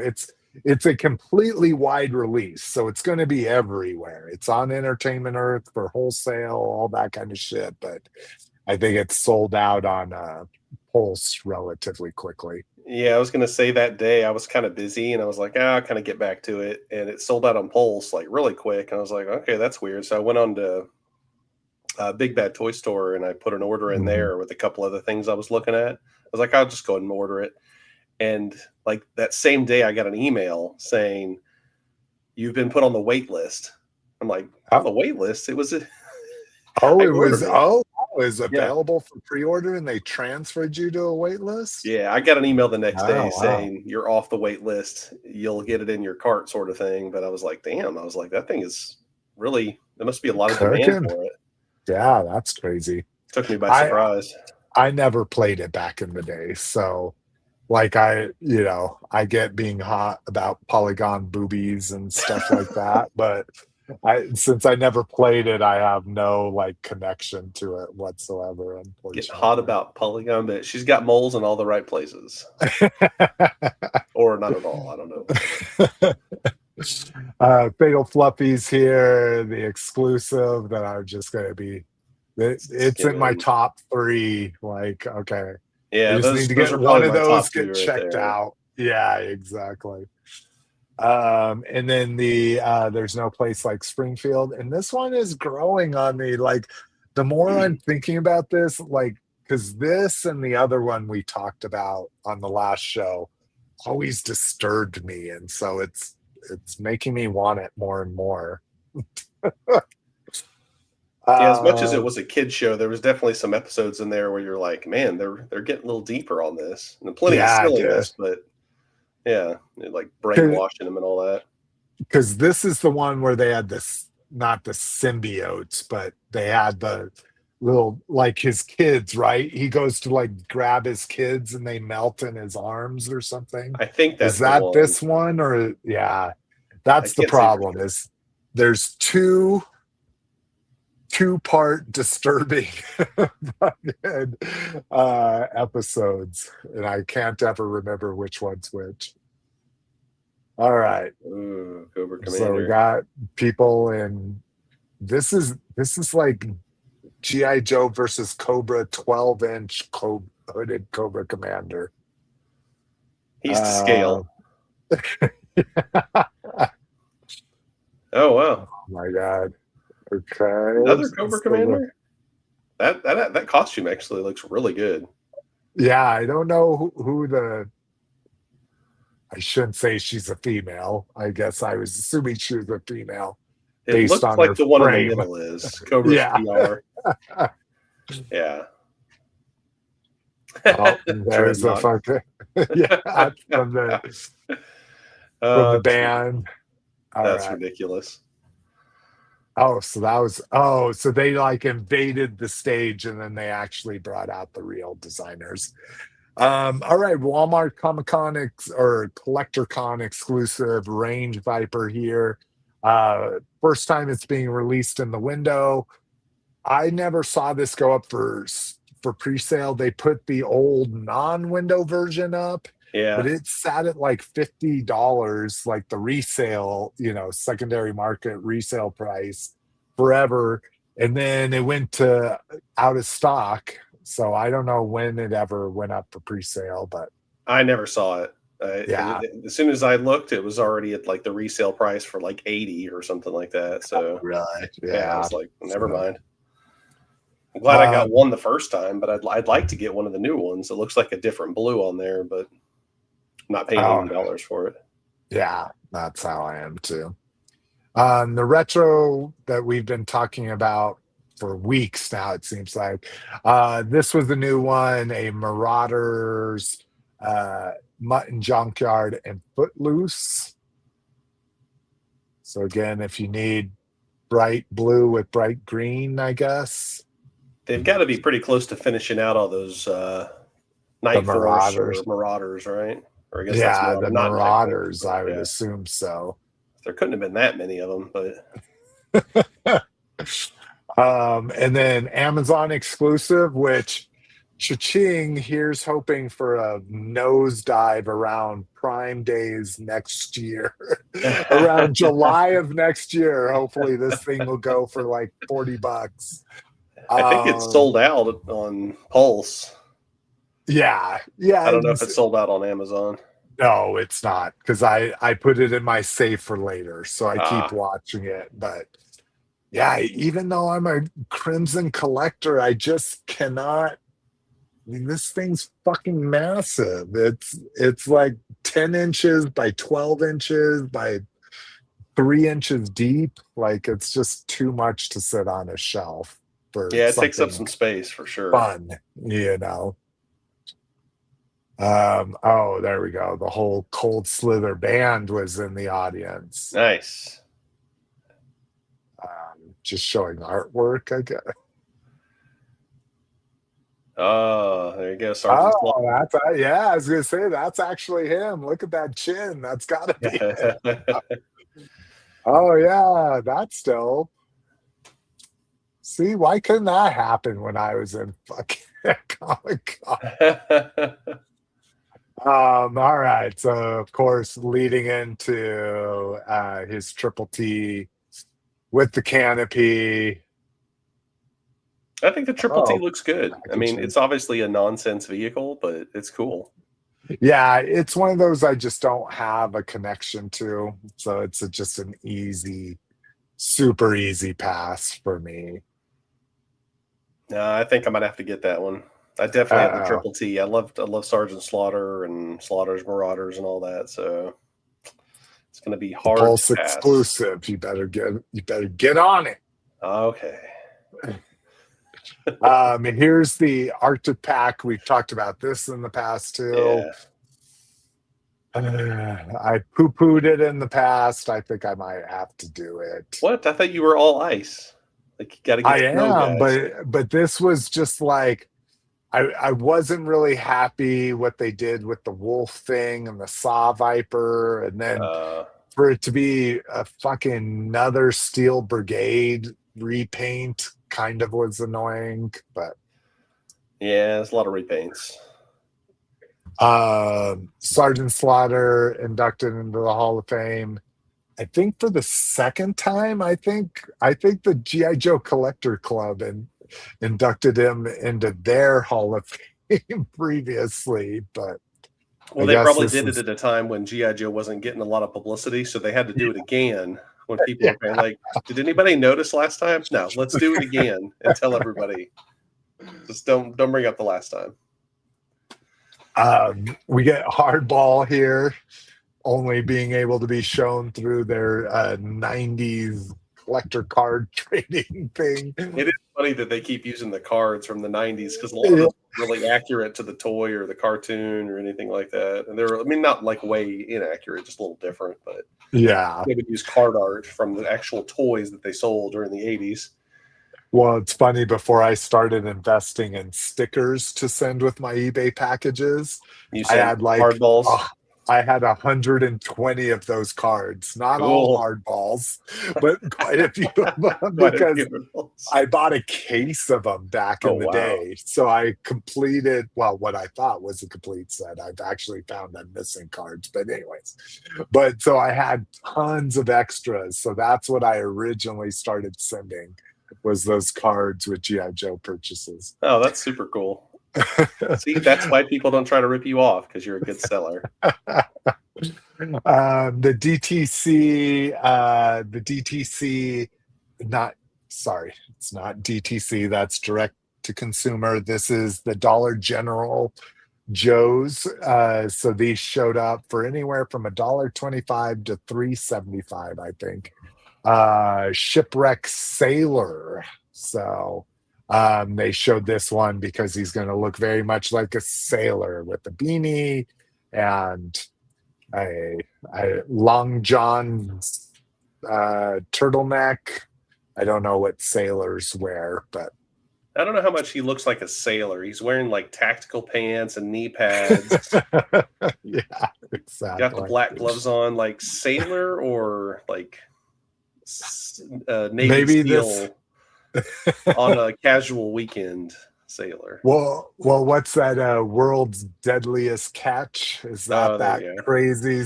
That's he's ready to fight some marlins and crabs and shit or something. Yeah, there you go. October Guard, we're gonna get our first chick from there, Dana, I guess. Yeah, I think so. I don't remember that. I don't ever remember somebody saying it, so let's go with Dana. And then this is I'm actually really excited about this. So B-Max, I don't want to say ultimatum, that sounds bad, but BMAC's request of Lenny for this year, before Lenny left G.I. Joe, was he wanted 3 new characters. So we've gotten Sundown, we've gotten Synapse, which is an abomination, and this is the 3rd one. This is a new dreadnought called Flatline. Of course, we don't have any pictures or anything, but I'm actually... Dreadnoughts are the one thing, like, I don't mind lots of new characters and new designs from it. You know, like, bikers are supposed to be all kind of willy-nilly, crazy, you know, kind of people. So yeah, I'm with you. It's easier to throw a random character in there that like slides in as a dreadnought, even though they never existed before. They do. It's very seamless. Like, sure, looks like a dreadnought to me. Exactly. Is there leather and they have sunglasses on? Close enough. Yeah, instead of saying, oh, all of a sudden there was a lieutenant in the Cobra Army that you never knew about. That's very integral to our story, you know. But he's photoshopped into all those old photos with Cobra Commander is like, yes, he was here the whole time, right behind Destro. Exactly. Heat Viper, again, 90s, not my thing. Was that 90s? God, that must have been... Oh, yeah. Oh, well, maybe not. Maybe like 89. It could have been. I mean, 89 or 9. It wouldn't surprise me. Viper, G.I. Joe. 89. Did it say? Oh, yeah, 89. Okay. Yeah. So no, I mean, it's right there. So I think anything after 87, I'm like, it's all the same. Let's see. 88, 89. Okay, we're down here. Oh, Ninja Force, Snake Eyes, and Jinx. I guess this is going to come in a 2-pack, which, considering kind of like Cobra Island, Tiger Force, Python Patrol, I think this is going to be a Target exclusive. And then the 40th anniversary of G.I. Joe, the movie. I'm excited and scared about this because I feel like I'm going to want to buy everything that ever existed for the movie. Oh, man, what do you think they're going to put out for the movie? Oh, my God. They'll finish Cobra Law, for sure. Yeah, so we'll get Globulus for sure. I hope they do a, like, to scale Statue of Liberty playset with... Ooh. Like from the beginning. Oh my God. That would be pretty. They need to replace Lenny with me. Man. I need to go there work for them. Come on now. So last up, this is going to be, and this has been the favorite thing I've been hearing from Hasbro all throughout Comic-Con. It's MTO, made to order. So this looks kind of like the future of our community here is made to order, not crowdfunded. They're going to make it. You just need to pre-order it. So this is going to be a Thunder Machine. Jesus, I almost forgot the name of it. Thunder Machine, no Thrasher. Thrasher teased, I guess, is what some people are saying. Like, they say Thrasher's next coming, year, but this will not be Thrasher. And there is just a few things I'm ultra disappointed in. Is one, and this has been a big thing. Like, I did a deep dive reading comments and stuff, but the fucking Trans Am front being squished down to like a go-kart's width. Yeah, I think that's what throws me off, is the whatever they did there with the vehicle, like exactly what you're saying, where it almost seems like the scale or whatever they did there is just off. It doesn't look right. Because it was wide before, and it was wide on a 1/18 scale. It was wide by like a 1/2 inch to 3/4 inch. So then the body of the Thunder Machine narrowed, but then it flayed out to have the armor on the back and all that kind of stuff. So it made it seem like a wider vehicle than it was. And now with them like fucking shrinking it, it looks like a little bullet. Like it looks like almost like a fucking funny car, you know. Granted, funny cars have huge spoilers, blah blah blah, but it's just also pointed down that I'm really, really disappointed in it.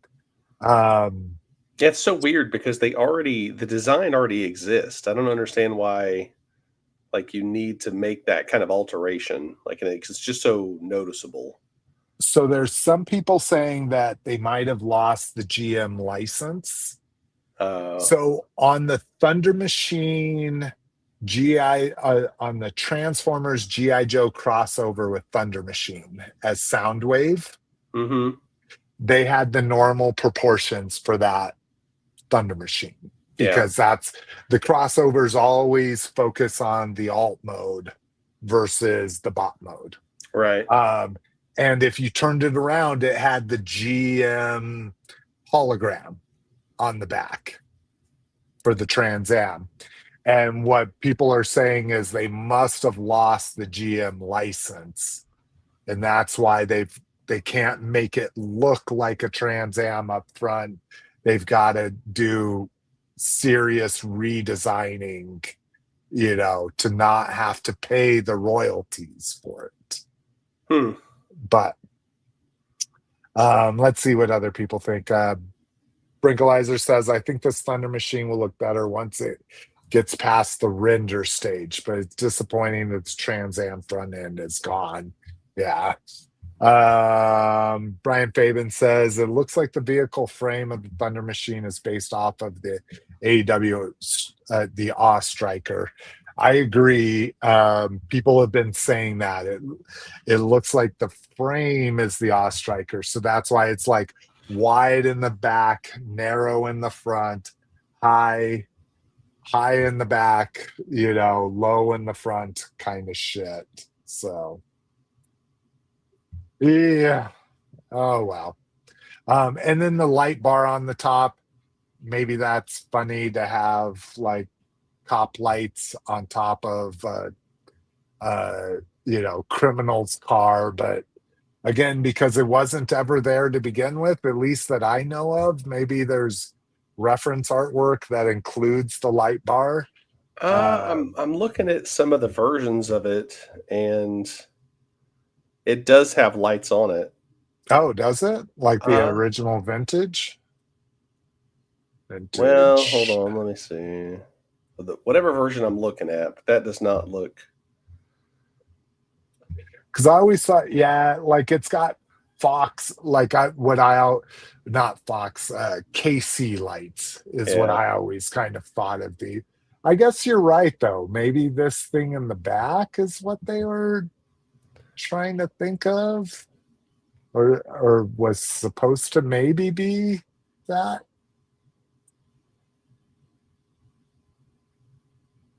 It's got something there. It's not clearly like red and blues like the ones you're seeing there, but yeah, and I mean, even in this, I guess that Trans Am front isn't nearly as wide as I thought it was.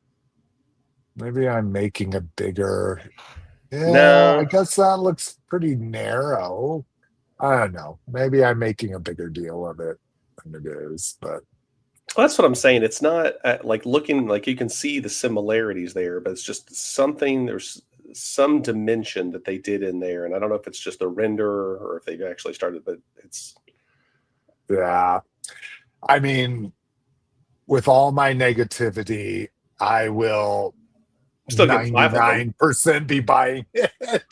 I mean, it's literally the Mad Max car. It's what got me into Dreadnoks. I was like, this is Mad Max and GI Joe. You know, these people wearing fucking, you know, spiked fucking wrestling pads and shit like that. You know. Oh yeah, no, for sure.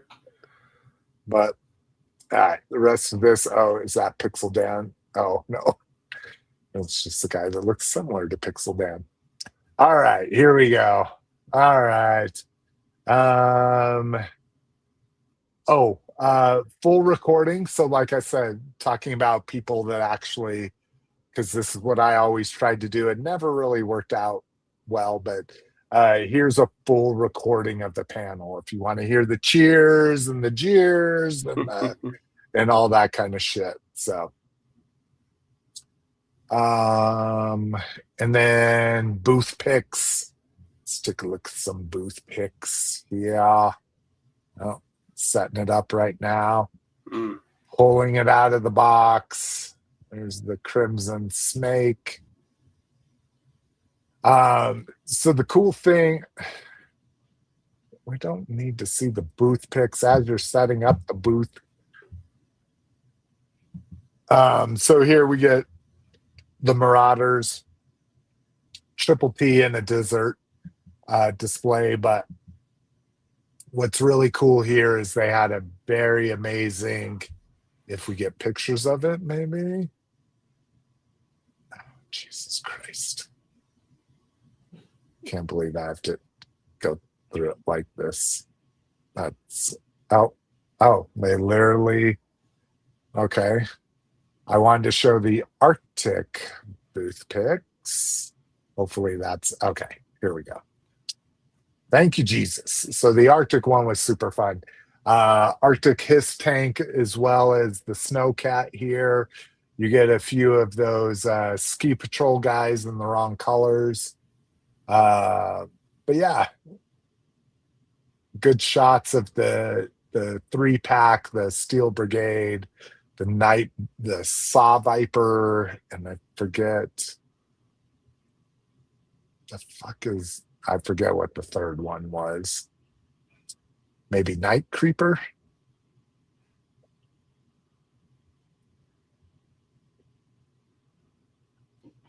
Okay. Well, these are bad picks too, because it's as they're setting it. Oh, Jesus Christ. Okay. Never mind. Should have called those better. But hey, lots of cool Arctic figures at Comic-Con. Oh, yeah. And if you want to read the file cards of them, oh, here, I can probably find out what the Arctic saw. Oh, one's a Hiss driver. Oh, that's the one that's actually in the Hiss. Yeah. So the other one is called a Drift Viper. That's interesting. Drift Viper. That's completely new as far as I know. I probably shouldn't have been drinking so much when we covered that 3-pack previously.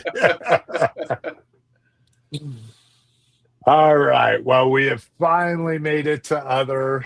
Not that the 4 franchises didn't have some pretty amazing reveals, but other tends to be where I get more excited. And maybe that's just because lots of this stuff I'm never going to buy. It just looks really cool and I have no inkling to buy it. But all right, so at least we've got our Marvel guy on here, right? So what are your thoughts on the MCU? I don't really have MCU? No? No, I mean these are definitely some fun figures because it looks like they're going for, and I've only seen a few previews for the movie, but they're definitely pulling from a lot of different individual movies, parts of the franchise, because you can see like characters from Deadpool, like the Deadpool and Wolverine, where they have I'm trying to draw a blank on the guy's name, but Gambit, whoever they have playing Gambit, Channing Tatum. Yeah, Channing Tatum. Channing Tatum. I think that's right.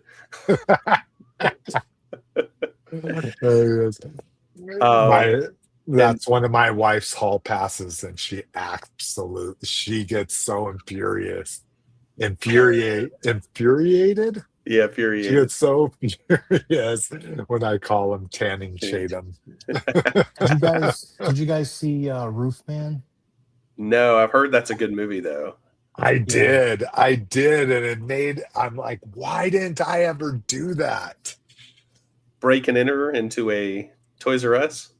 Yeah, it's a true story. Yeah. You think about the huge displays they used to have back in the day. So they had a camping one, and he slept. Oh, you watched it? Sorry, no, I haven't seen it, but I know the general premise. So yeah. So he sleeps in the tent, but he does like he dresses up the store, and he does kind of like Elf. On like he makes it better while he's in there. See, I always just assumed like we would go to Academy or whatever, and you'd see like the big setup. I'm like, surely they have somebody check this area before they close the store, because no, guys. He was. Do you remember how Toys R Us had the bike rack? Yeah. So you have all the bikes, right?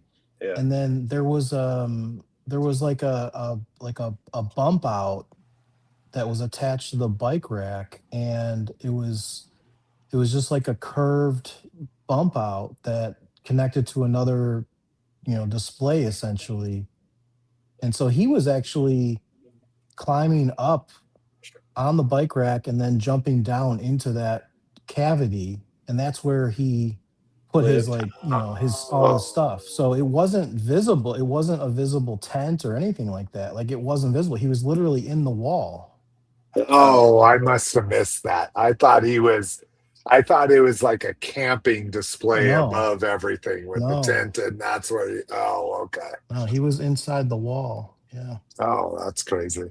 I mean, he had, he took stuff from the store, so he had Spider-Man, Spider-Man blow up stuff and stuff, mattress and stuff like that. But see, that's smarter. I just would have been taking the GI Joes and the Transformers and playing with them on the wall.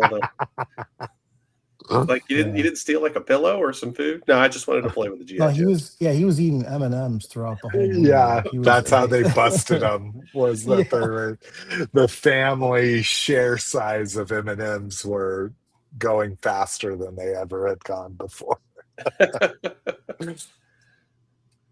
But yeah, so MCU. So yeah, if you're not a huge fan of MCU, this wave probably is not for you. I won't be picking it up, but it is fun to see that they're, it looks like they're kind of basically mixing and matching from all the individual movies and putting it together. It's going to be part of kind of like Avengers and a bunch of the characters coming together. So exactly, that's fun. And then booth picks for the other stuff that they revealed during the panel. So continuing. So again, Gamer Edition or Gamerverse or whatever it was called in each of your favorite Hasbro brands is gone now. And Transformers, it's going to go to Studio Series. And Marvel, they're going to call it Marvel Games. So here you go. You get the fucking Marvel versus Capcom. I think they were saying this was like the Player 4 version of Wolverine or something. Yeah, those are definitely just repaints of the existing characters with some slightly different, obviously different paint deco. Yeah, exactly.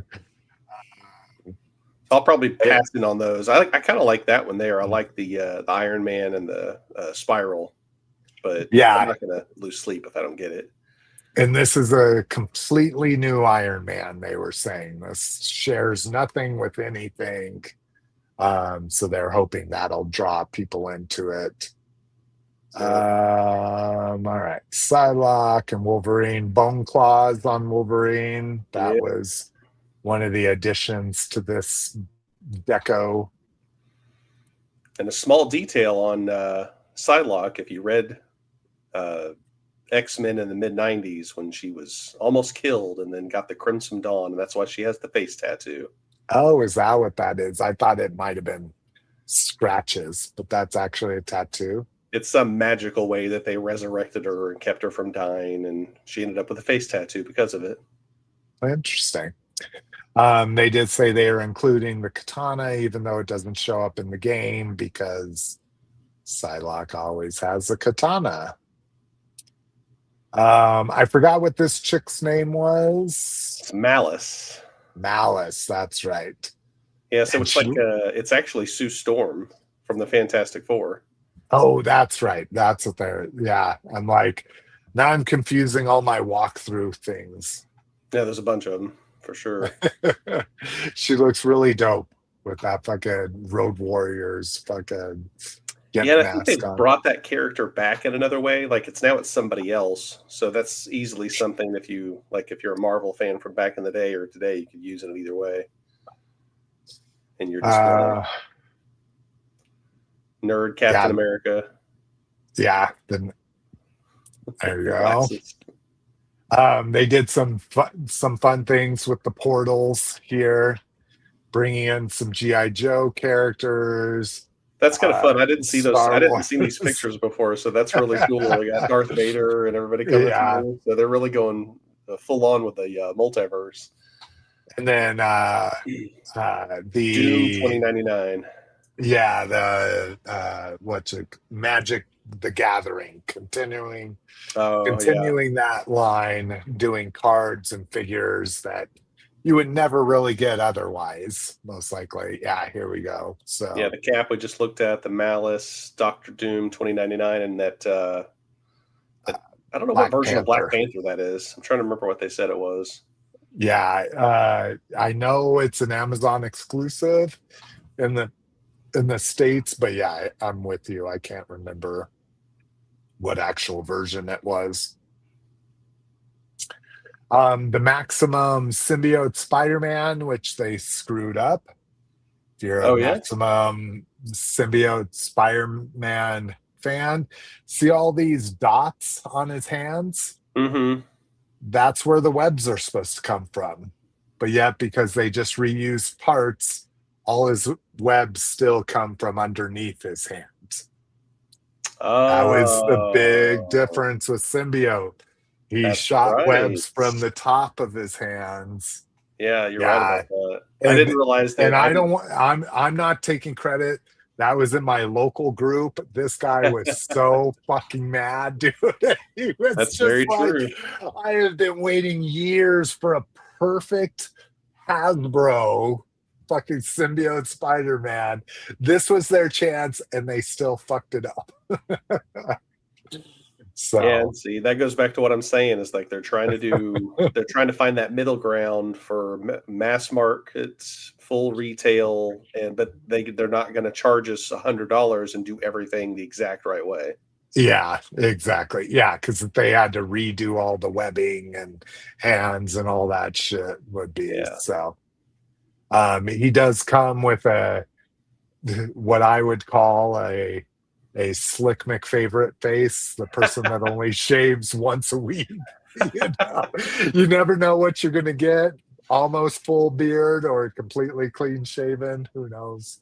I don't know if it's just my brain doing that, but every time I see that picture, maybe not as much on that one, but that portrait with the kind of the 5 o'clock shadow, he kind of reminds me of Tobey Maguire from Spider-Man 3. Yeah, I agree. So, I don't know if there's anything else here. Yeah, Indiana Jones coming through a portal, the Tron coming through a portal. I think the only other. Oh yes, it's Transformers. The interesting one I saw is, or two of them for Marvel Legends, is there's and maybe that's the arm there. There's supposed to be a Sentinel from like the Game of Marvel games, and what was it? Micronauts. Micronauts had a figure as well. Oh, maybe. Okay, yeah. Yeah, got the Sentinel. Because I really, really want it, but not for $100. So again, what's the word of today? MTO. Yeah, made to order Sentinel here. 11-inch Sentinel from Capcom, Marvel vs. Capcom. $99. Yeah. Amazing rocket punch. But yeah, I just can't do it. I did the goofy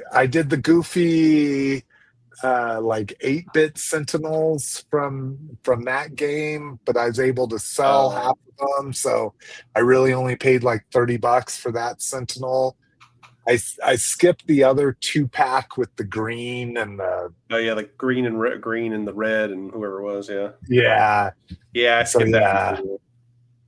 I just can't. As much as I'm a Sentinel fan, I just can't with this. I have not pulled the trigger on that one yet, so I say yet because I'm still mulling. I was gonna say You will be. You will be. No. Let's see. Brink says vintage Thunder Machine had a light bar, but it was a sticker. Yeah, I think kind of like what we saw in the thing. He says Brinklizer also says perhaps the reason why it's taken so long to get the Thunder Machine out there is due to them trying to get permission from GM. That could be true, and they're just like, well, fuck you. We'll just make the front look like any other sports car from the 80s, right? Yeah, I wouldn't think it would be that hard to do something similar, but legally different. Yeah. All right, 4 Horsemen. I think the biggest surprise, even though maybe it's not reflected here at the top. Yeah, we'll jump down here. I think the biggest surprise was them bringing back Skeleton Warriors based in their Infinite Legions line. So if you're not familiar with some of the history here, George Gaspar, originally from Toy Break Toys, then from Double G Toys, now of 4 Horsemen fame. He was a huge Skeleton Warriors fan. And in the back of the day, they did a Kickstarter using the Glyos system for Skeleton Warriors. They got Baron something, the main bad guy out. They got some sub skeleton guys out, but it kind of crashed and burned from there for a bunch of different reasons.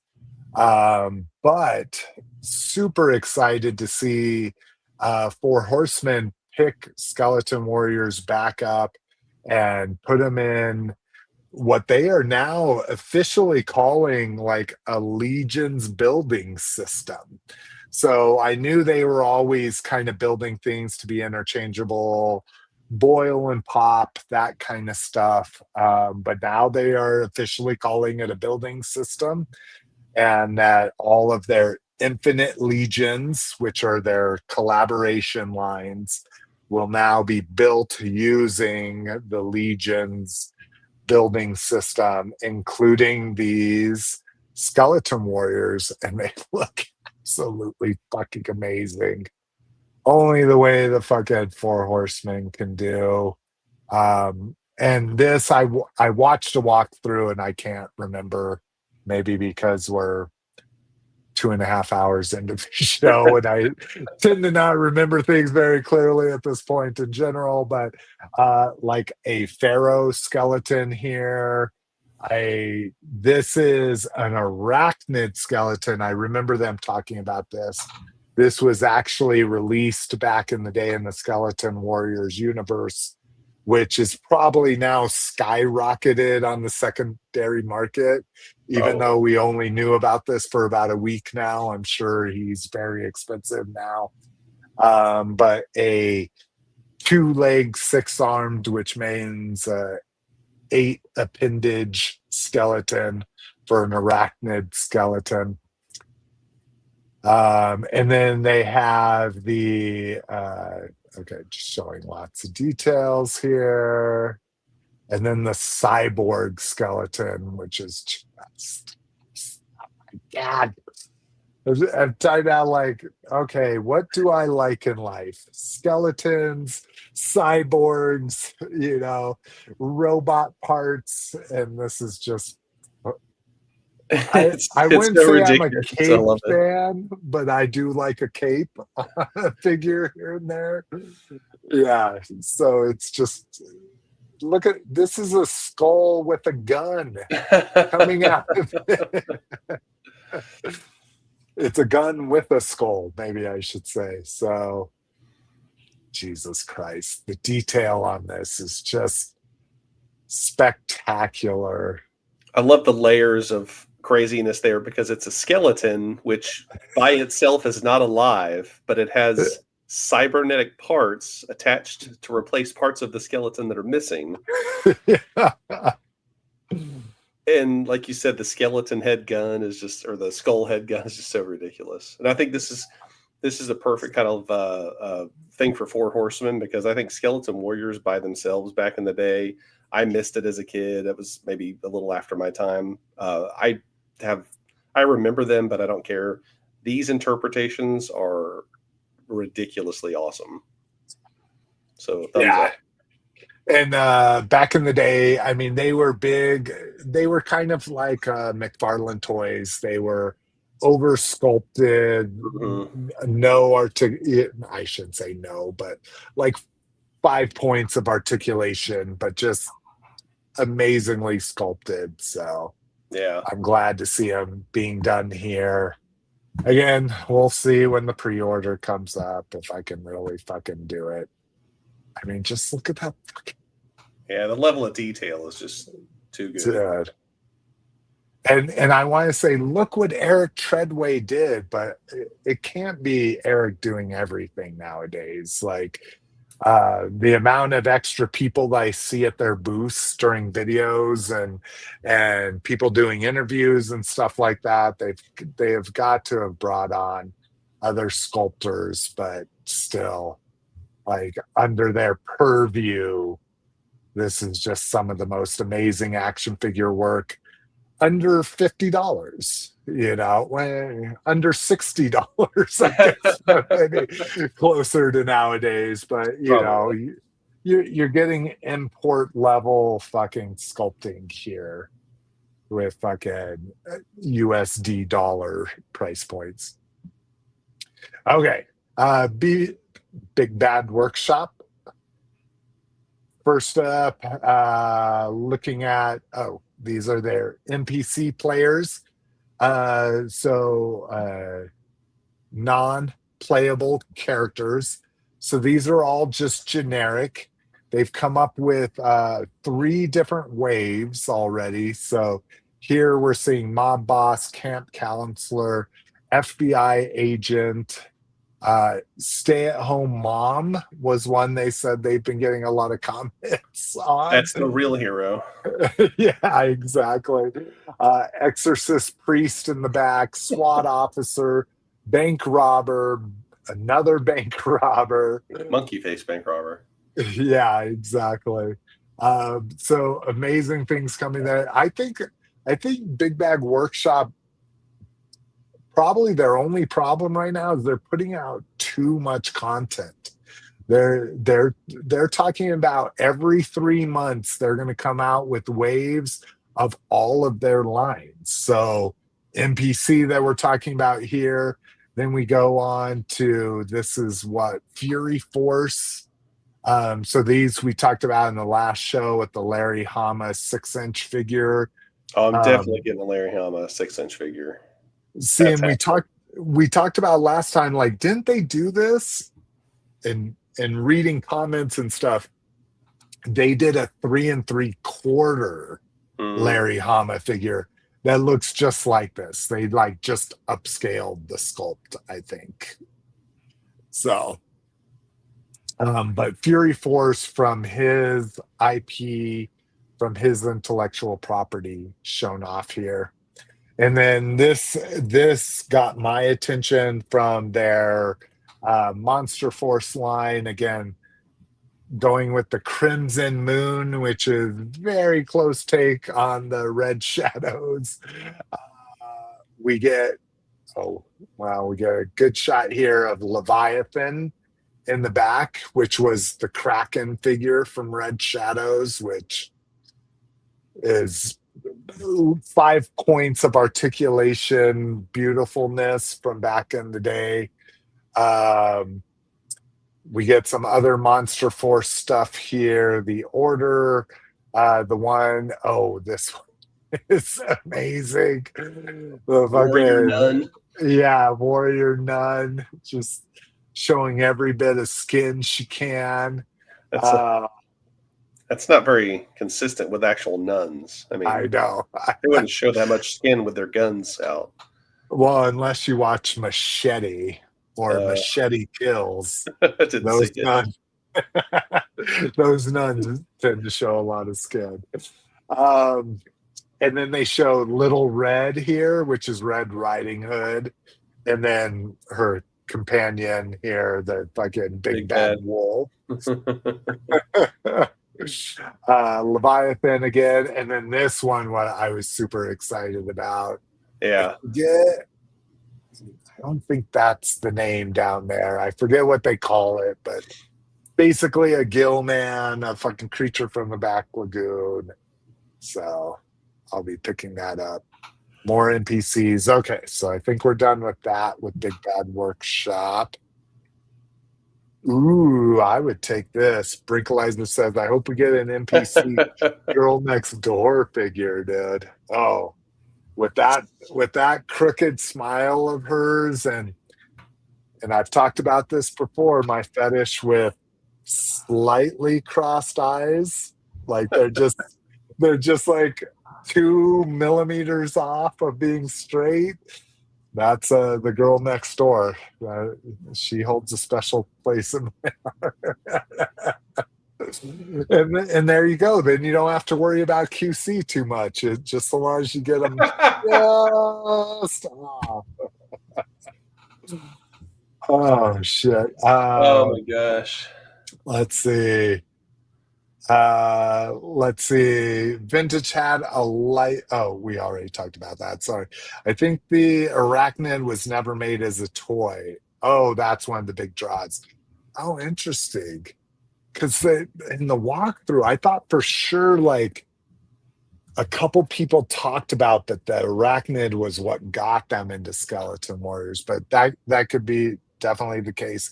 I know they were talking about that in this first wave, they're making ones that were never made before. So maybe that's one that wasn't made.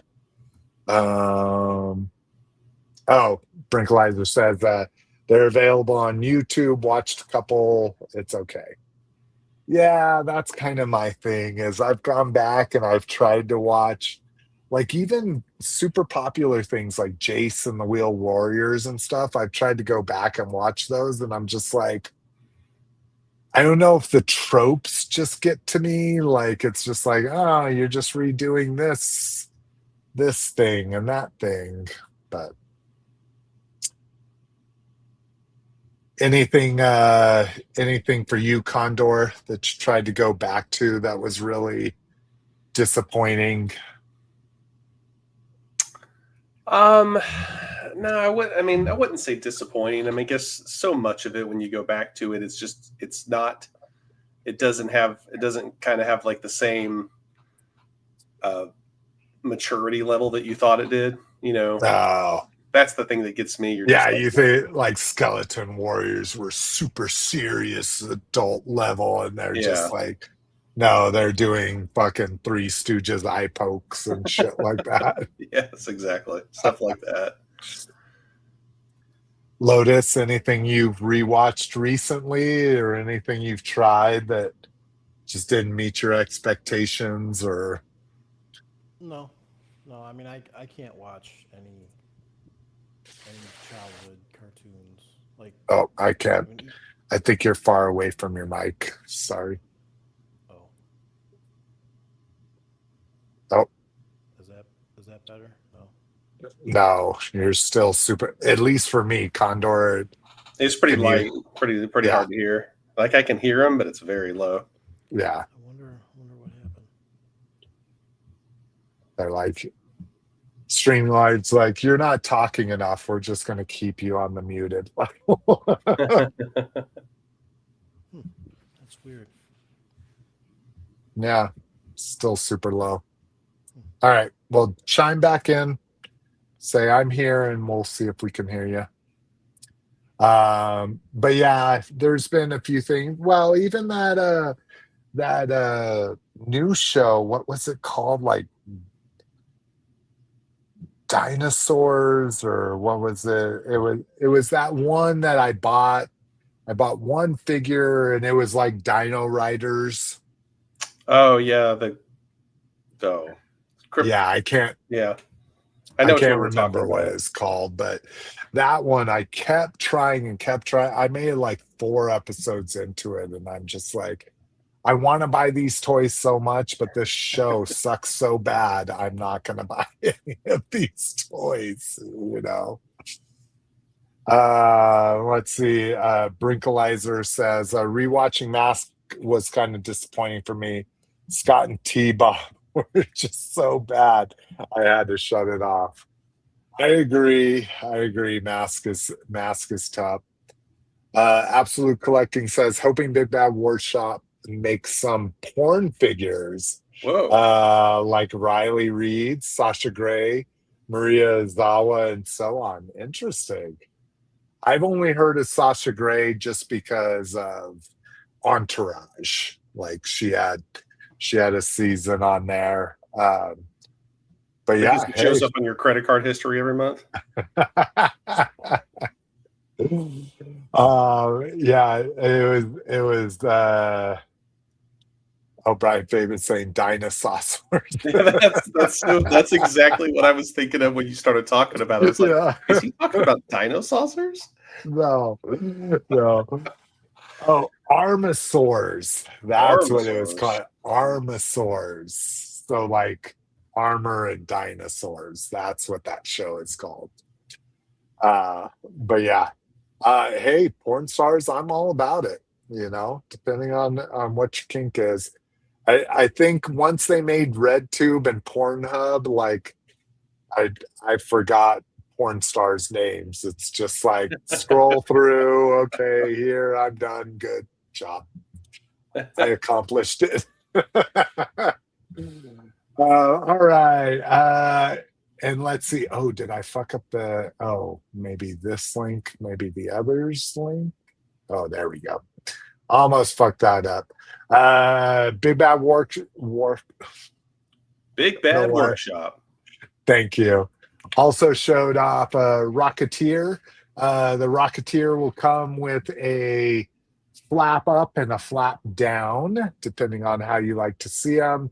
And then there is the Bad Rocketeer. Again, I was hoping Cliff would be on to comment about Rocketeer stuff, but Girl Rocketeer, Nazi Rocketeer, I don't Girl Rocketeer, Grindel Rocketeer. Oh, this is the one, yeah. All right, Cops and Crooks. So this is the regular like a street cop.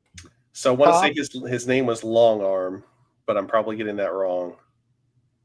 And Dr. Bad. Yeah, they're not showing anything else, but oh yeah, and the doctor here in the back. Okay. Yeah, it's weird. They have like two pictures, and then they skip right over one picture. Not even two. I should have done better ones here. Well, here, one's not. We'll just do SDC 2026 Big Bad Workshop. This should give us plenty of images. Maybe. Maybe not. All right, here we go. Oh, that's a video. Well, at least we're getting... I love that images is all just video and social post images. Nobody does images anymore. It's all video. If you're not making a video, you're not online. Yeah, exactly. That's how my daughter feels too. Yeah. I'm like, Pics or it didn't happen. She's like, video or it didn't happen. Exactly. Okay, well, I'm not finding good pictures here quickly, at least. Here, maybe Toyark.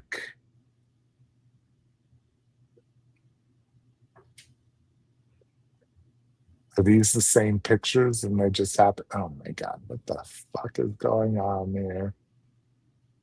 Yeah, that doesn't even show his thing. Toyark. I think this is literally the images we're looking at. Okay. Anyways, Cops and Crooks, favorites or no? Oh yeah, that's definitely hitting the nostalgia button right there. You see that, and I'm like, right away, that Dr. Bad Vibes looks great with the brain and the right here robot. And I could have swore that was long. I don't know why I'm not looking it up. Oh no, it is. Is it long arm? It's GARM, so it's got to be long arm. Yeah, because he's the one that had the like the handcuff that would shoot out like a from his wrist. On the top of the wrist, like black suited Spider-Man. Oh, I see it here. I see his little. Yeah, I can picture it. You had the little silver cuff that would come shooting out. It had the black piece of string, and you would put it on buttons and McBoom Boom, and he would start shooting back with the guns from his chest. They need to have him. I want the whole line. Make it now. Did you get? They said the first guy sold out. The black dude. I've got him. Yeah, I showed him on the show several months back. Oh, that's right. Yeah, because I want to say on the box it actually had, and I just noticed it when we were doing the show, it was on the back of the box. At the very bottom, it had a little picture, and I guess it was long arm, but it was definitely Dr. Bad Vibes, and it said coming soon. So, nice. Sure enough, here we are. Hell yeah. And then the other stuff. This is what they're calling the Raven Society. So you got Edgar Allan Poe with the Raven, candlesticks. Then we got Harry Houdini with chains and balls and cards. Each of them's going to come with their own bookcase.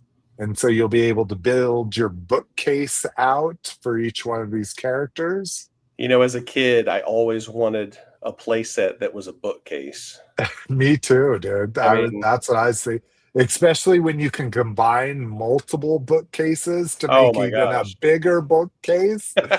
Dude, I was just like, you guys have hit the nail on the head during that walkthrough. Tell me that the special character is going to have a filing cabinet. No, it's fun. It's something. Sky Captain in the World of Tomorrow. I definitely dug the movie. It was pretty fun, but is this a comic book? Is that Long Box Heroes? Yeah, so this has to be a comic book, right?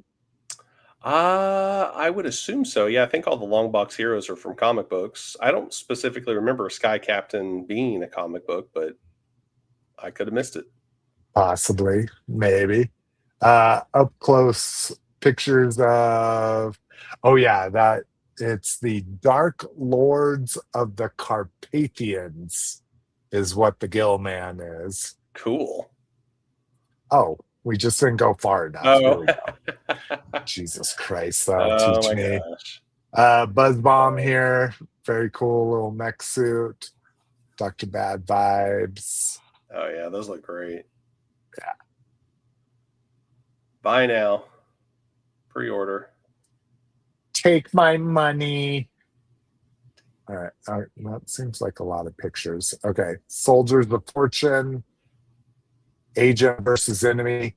They were touting this as kind of like an army builder where you'll be able to build things out as agents or enemies and basically suit characters. Yeah, those are okay. I mean, there's definitely some stuff you can do with them, but at the end of the day, it's just guys in suits. So I don't know how cool it is. Yeah, there we go. Oh, we even get to see his cuff coming out. Hell yeah. Not quite sure about his that's some old equestrian boots that he has on. I'm pretty sure he had those on the cartoon and the toy as well, though. Did he ride a horse in the cartoon? No, don't. I mean, I'd be curious to know. When was the last time a police officer anywhere wore that? You know. Oh, Tarzan and Jane looks like a very specific one with a signature up here. I think that might be the author of Conan Tarzan, Edgar Rice Burroughs. Oh yeah. Call. Well, it looks like Burroughs there. Yeah, I'm just guessing on that. All right. I think we've had enough of BBWS. All right. Never had enough. Oh, you said BBWS. Never mind. Sorry. Just carry on. Factory Entertainment had some amazing shit to show. We're going to go through here. 1/12 scale, The Mummy and Battlestar Galactica. Jurassic Park. Ooh, that Ian's not great. Dr. Grant's a little bit better. Oh, this one was funny. These are Jaws. So they can't release a Roy Schneider. Schneider? Is that right? Scheider, I think. Scheider? Yes, I think you're right. Scheider. You're thinking Rob Schneider, which if they did him as Chief Brody, I might buy that, honestly. I'd be like, you know what? That's fun. 5'1" and a nice police but this is the official Jaws police uniform is what they're going to release here. Which for your unauthorized figure that you'll have to buy separately. Yeah. If you're a 1/6 collector, I'm sure you have a Scheider head sculpt by now. Again, more Battlestar Galactica classic here, of course. Cylon, Starbuck, Apollo, Admiral. Was it Admiral Adama? Maybe Commander. I see an ER. Oh, maybe Commander Adama. So these are kind of interesting. So they're calling this line replay. So there'll be 3 3/4 figures, if I'm remembering. Yes, 3 3/4 figures. You got Magnum PI, you got Michael Knight, you got $1 Million Man, and what did they call the woman? The Bionic Woman. Bionic Woman. Thank you. You get, oh shit, I even watched this recently. Miami Vice, Crockett and Tubbs. Thank you. And then what was this last one? I can't. There was another 2-pack 3 3/4. Is that for Airwolf over there? Airwolf, yes. Thank you. The helicopter right next to him gave it away. Yeah. I was like, honestly, I'm not joking. I was like, maybe it's the helicopter. Oh, it's Airwolf. So, and then again, the Airwolf. Okay. You can tell it's getting late in the show. Airwolf helicopter here. Absolutely amazing. If it's kind of like the Vipers, which it's very much bigger than the Vipers. The Vipers were about $210 for 3 3/4 Battlestar Galactica Vipers. So I'm assuming this is going to be about $300. You think it'd have to be for a 1/18 scale Airwolf. Yeesh. They do the Cylon Raider here, which they said this is actually downsized. Wow. They said based on the style guide, all this kind of shit, that a Cylon Raider is actually closer to the size of the Millennium Falcon, which that does not sound right to me, but it's been forever since I've seen classic Battlestar Galactica. But they said this thing is still over like 2.5 feet wide. Wow. Like that's how big this is. Remote control for lights and sounds, blah, blah, blah. And then the 3 3/4 figures that we've already seen that have yet to be released. What did I do here? Did I click into a photo that I need to exit out of? Oh, that's what I did. Okay. So closer up pictures of things we just talked about. You can have 3 Cylons in the Raider per the entertainment. I forget what this was. Oh, now we get closer pictures of the figures. So Magnum PI, Crockett and Tubbs. So there you go. This is the traditional Viper. Not an X-Wing. Yeah. Despite the similarities. Yes. No one will ever speak of the similarities again. The figures 3 3/4, again, $30 a piece on these guys, because I did go back and I ordered a Starbuck. I had already pre-ordered a silver Cylon, but I went and got the Starbuck as well. These are new characters, so they're going to deep dive. They're like, we're going to go as far as the community will take us. So you get Starbuck and Apollo and their like dress uniforms. Yeah, lots of other characters. And then now we're getting modern Battlestar Galactica, including Starbuck here, modern Cylon, and then a modern Viper as well, an MK2. So if you're a DJ, they bit that off of Techniques. But I guess there's an MK2 Vamp as well. So they also might have copied it off of G.I. Joe. Right. Yeah, like I say, everything looks amazing. I mean, look at that. That looks absolutely amazing. I'm just not buying a $200 1/18 scale vehicle.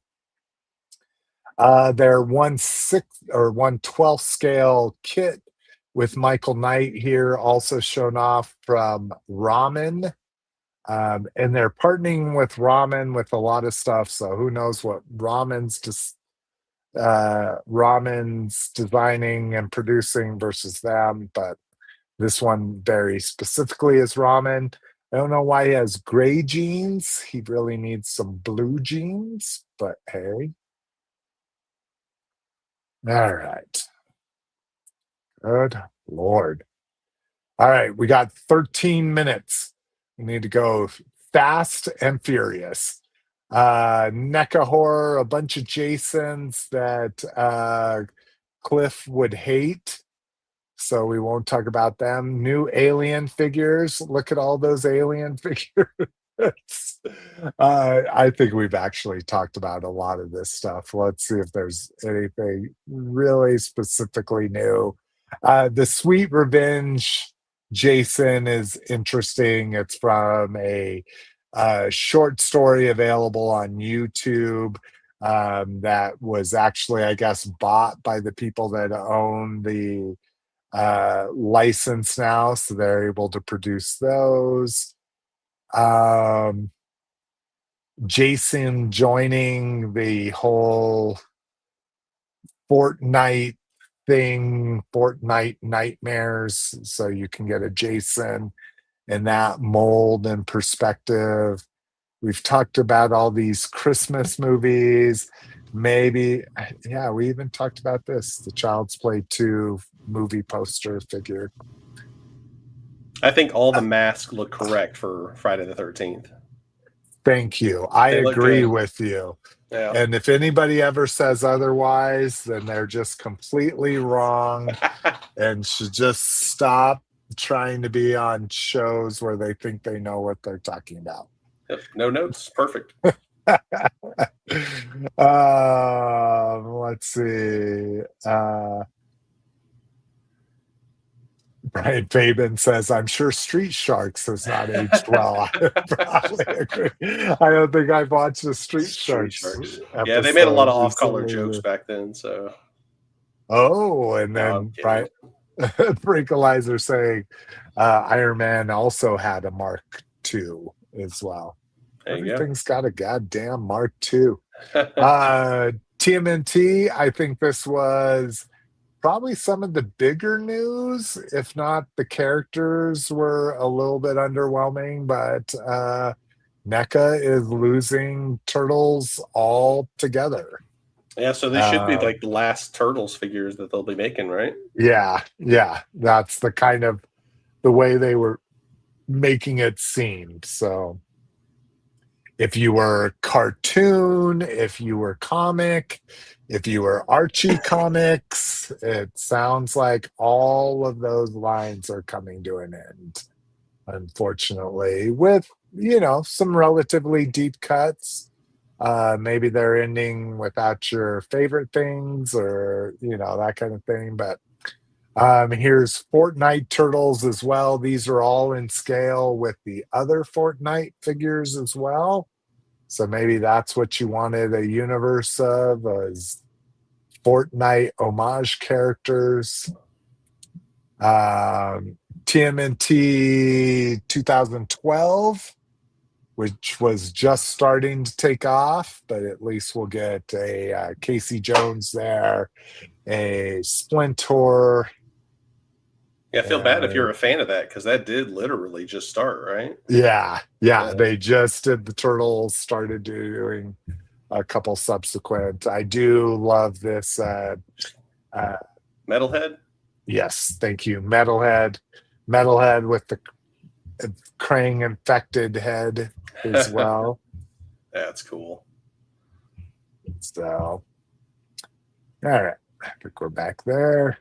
And then lastly, some other fun stuff. Muppets. Yeah, it's funny. Last 2 weeks ago, we were talking about Oscar the Grouch. It was, I think he's one of the ones in here somewhere. Or he went on sale. Yeah, he is up for pre-order. These are all pending approval licensors. So Gonzo and Camilla eyes are swappable on both heads. So if you want big eyes on closed mouth or small eyes on open mouth, you can swap those. The vegetables are absolutely amazing. Miss Piggy, and I forget what the name of her dog was. And then the Monominoms, that's all I know them by. Monominom. And then this was a cute one. It's something that if your Christmas decorations don't count against your toy budget, here you go. You get the Muppet Christmas Carol, tiny. I think it's still Tiny Tim, right? And Bob Cratchit. I think they kept all the names the same, but yeah, I think they tried to give them funny names. This is kind of interesting. This is the first time I've seen the big box, the big bird box next to the other figures. Yeah, I was hearing I don't think but Big Bird's really big, It's in the name. Yeah. Featuring the letter B. Oh, I didn't realize they're all featuring the different letters, and that's why they have the little letter Muppets. Oh, that's dope. Yep.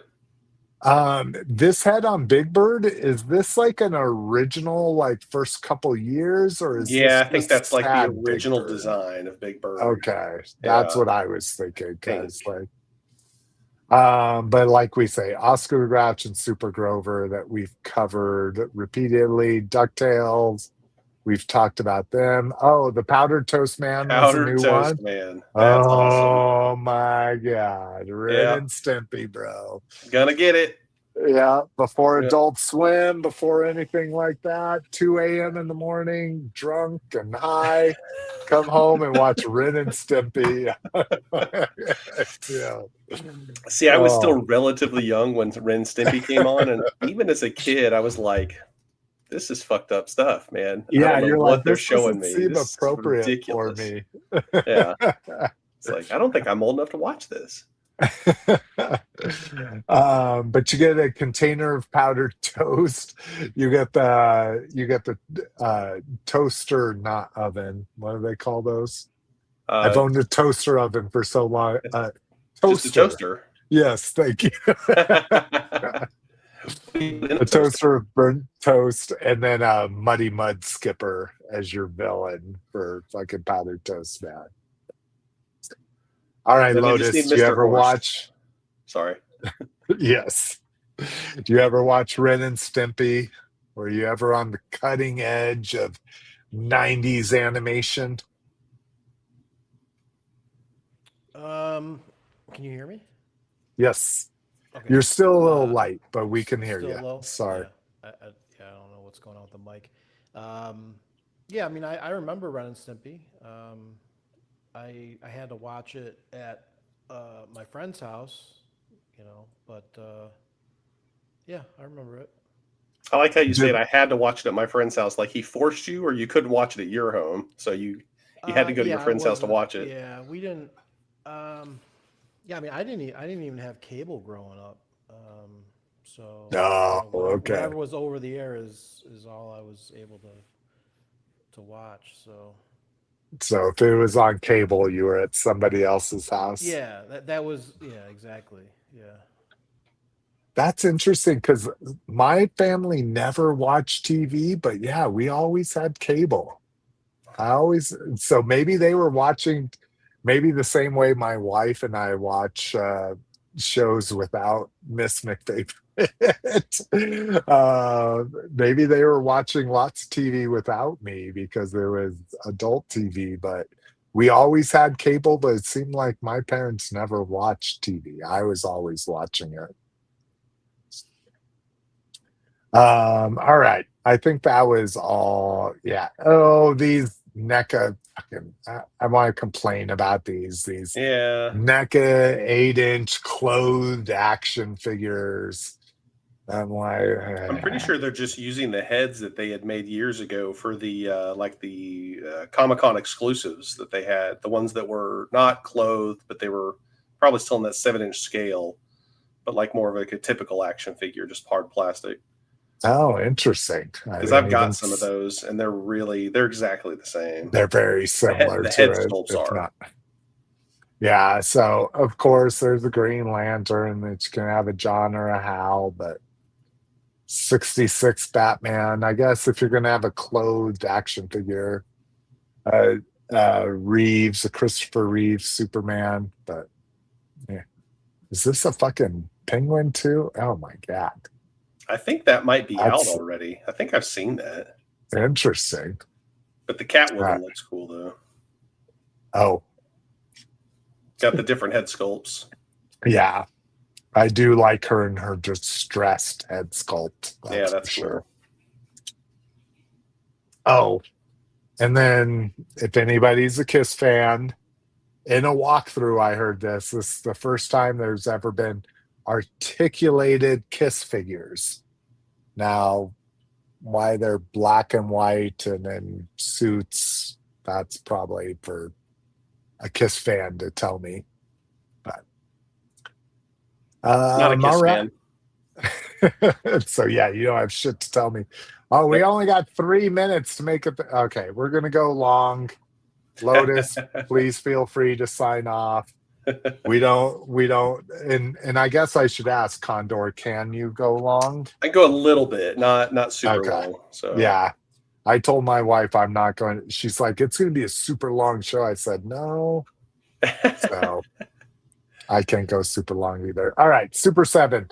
We're going to go Fast and Furious. Battle Beasts.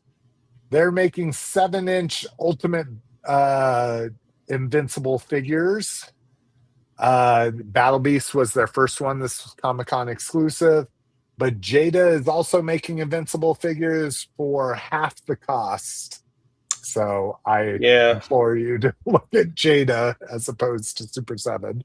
Yeah, I'm not sure why they thought that was a good idea. Yeah, well, I can get the 7-inch license. I guess maybe there's people out there, especially with how popular McFarlane's been, that they're now 7-inch devotees, you know? Like, I'm not buying a figure unless it's 7-inch. Maybe. I've always felt like Super 7, they want to charge you like a premium price, but they don't really want to give you a premium, like the true premium figure, like in terms of paint and articulation and stuff like that. So yeah, the accessories are there, but yeah, they definitely good, they're like, we're animation, so everything's like super flat painted, you know, we're animation, so we don't want to break up the sculpts on our figures, so that means they don't want them to be very articulated, like very few joints move even within 90 degrees, let alone past it, you know. Yeah, that's always been my issue, is like I like what they put out, just not for the price range that they're charging. Yeah, including this, the Astral Moat Monster. First time. Go ahead. Sorry. I was going to say, first time they said within scale of 1/12 scale. So I didn't realize this thing was 12 feet tall, but it's been forever since I've watched the cartoon, so I have no idea. I'm one of those people that realized how little I knew about Thundercats until some of these toys started coming out. until Super 7 hits wave 19. Exactly. And I was like, they lost me at wave 5. Like, I don't know where they're going with some of this stuff, but no, it's cool stuff. And I want to say, isn't that one like really expensive? Like the vintage? Yeah. Well, I think this is like, it was something that was never actually made, but there's like pre-production examples out there that make it like $2,000 or yeah, that makes something sense, like that. I can't remember all the details, but so it's quote in scale, which means it's 12 inches tall, but it is also fucking $195. And dude, the paint in the mouth, like, especially if this is supposed to be a paint master or something, like, Jesus Christ.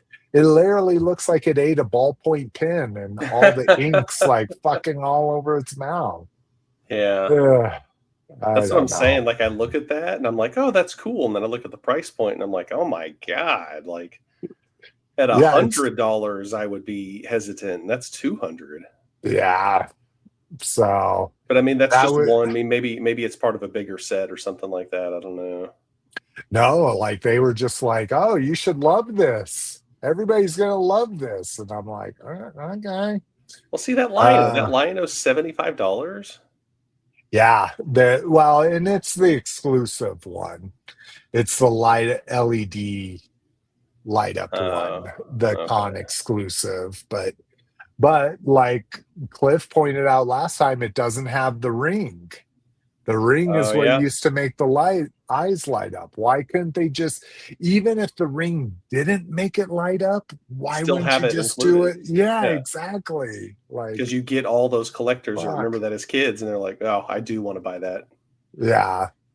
All of this shit we have seen before. These are all their old stuff. It's been out for a while. This is their exclusives and shit like that. All right.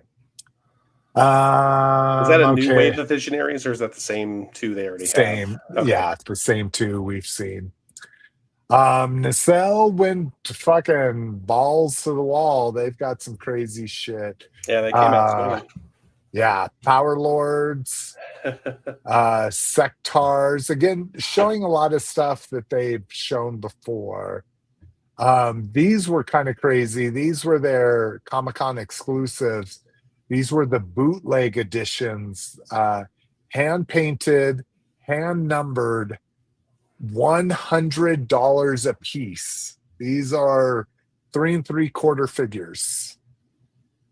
And they were $100 a piece, and they said, oh yeah, see, this one already shows sold out. Yeah, this one doesn't show sold out yet, but oof, that's crazy. Biker Mice from Mars. So they said they've been getting some amazing feedback on all of these. There's characters that have never been made before, and so people are super excited about that. Super deep cuts like Wave 3 here. So they're saying it's going gangbusters, and I'm like, crazy, because last thing I saw, they were clearanced at Walmart. Yeah, so. I don't remember seeing, like, they were sitting around quite often, so I hope they're doing well with them. Let's see, Cowboys of Moo Mesa. We've seen all the figures. The exclusives were all just different packaging. Yeah, and they said as much. They're like, it's the exact same figures, just different packaging. Star Trek, they're going fucking batshit crazy. Yeah, they are. I do not. If this line makes it, I will bow down to Star Trek enthusiasts. Because, like, they are doing such deep cuts that I have never heard of, I've never seen before. Yeah, I feel like that's a tough line to get going in that way, because if you're like, okay, we're gonna do, like, I'm looking at those and I don't even recognize all of them, and we're picking some random figures, and you're counting on the fans going, okay, give me rando number 27 of this, of, you know, whichever, pick one, new Next Generation or Enterprise or whatever. And it's going to take a while. But I do think, didn't they announce like there's one wave where it's like basically all the original cast? Yeah. Yeah. So here, this was their big display. So their Star Trek Wave 3 is going to include Spock with his dun dun dun dun dun dun dun dun dun dun dun. But I don't know what that episode is, but I remember. And then their Uhura and their Bones, and then, like I say, super deep cuts. But their big thing was the original. Oh my God! What do they call this? Bridge. Not a cockpit. Bridge. Thank you. Bridge, where it is. It's like it's huge pieces, right? Or maybe I'm looking at the numbers on there. Okay, it 6, looks 7, like it 8, only 9, goes 10. up to 10. At least 10. Yeah. And they said you'll be able to buy these pieces individually. So, like, if you only want Uhura at her station, you can just buy that and have that on display. I do want Uhura. Yeah. I mean, to me, it's revolutionary. Her role was in TV, you know, so, but crazy stuff. They talked about, I never knew this, that the captain's chair had wood armrests. Oh, I never knew original, that. Yeah. And so they're like, these aren't wood, but they're made to look like wood, like the captain's chair had in the original series. So they're doing some fucking deep shit here. Power Lords. Oh, we're already circled back, but yeah, Power Lords, I'm not super familiar. It looks familiar, but I can't remember anything about it. Yeah, so I have to go check into that. I'm a Power Lords junkie. When the Four Horsemen did them in the Glyos series, I got everything they did. But what's crazy is this guy was just like a standard figure, and now he's like 12 inches tall. Yeah, probably going to be $100. RoboForce, they did show. I don't know if these are new. I feel like we saw something about those a while back. Yeah. Like, I remember this guy. Yeah, I remember those, but I think that was like I was adjacent to them, like my brother or one of his friends had them, because I don't ever remember having RoboForce. Yeah. Let's see. Looking at some comments. Closed eyes, open mouth. Dirty Muppets. Yeah. Brian Fabian says the NECA Robot Chicken superhero line. Okay, I might be missing the reference. Give me some explicits, Brian Fabian. All right. Oh God, there's just too much to go through here. We're way over. All right, I'm gonna copy these other ones to the next show notes. I already have like 40 articles for the next show notes that have shown up since Comic-Con that I said, no, we don't have time to go through them during the Comic-Con episode.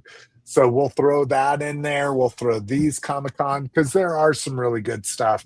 Lots of really cool independent toy dealers at a new KB Toys booth.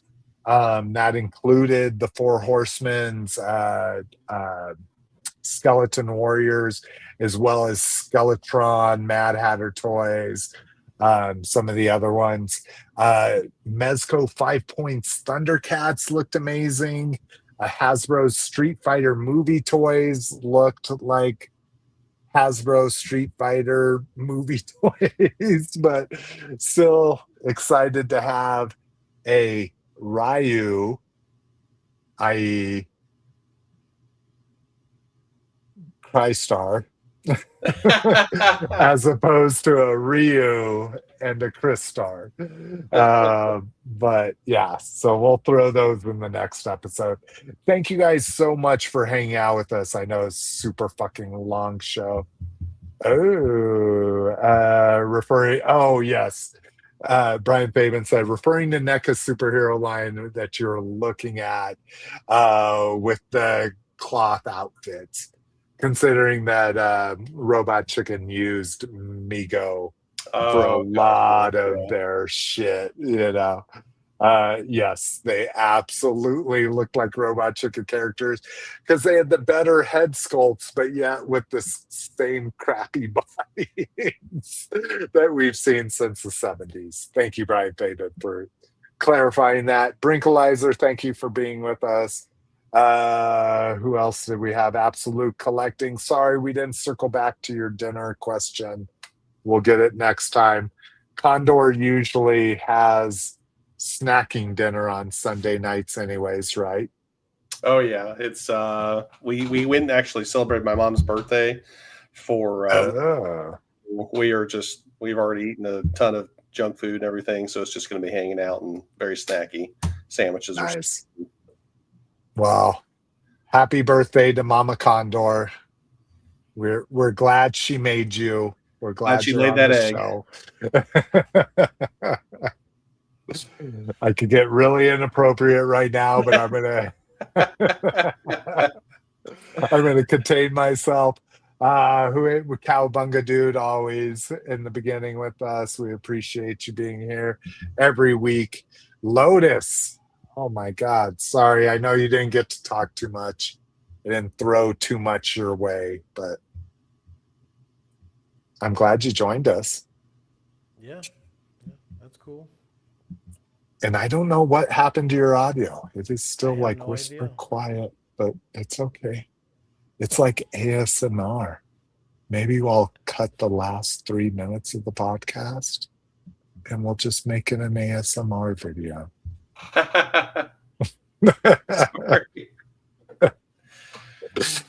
All right, let me remove this. Let's stop my screen sharing. Let me remove this.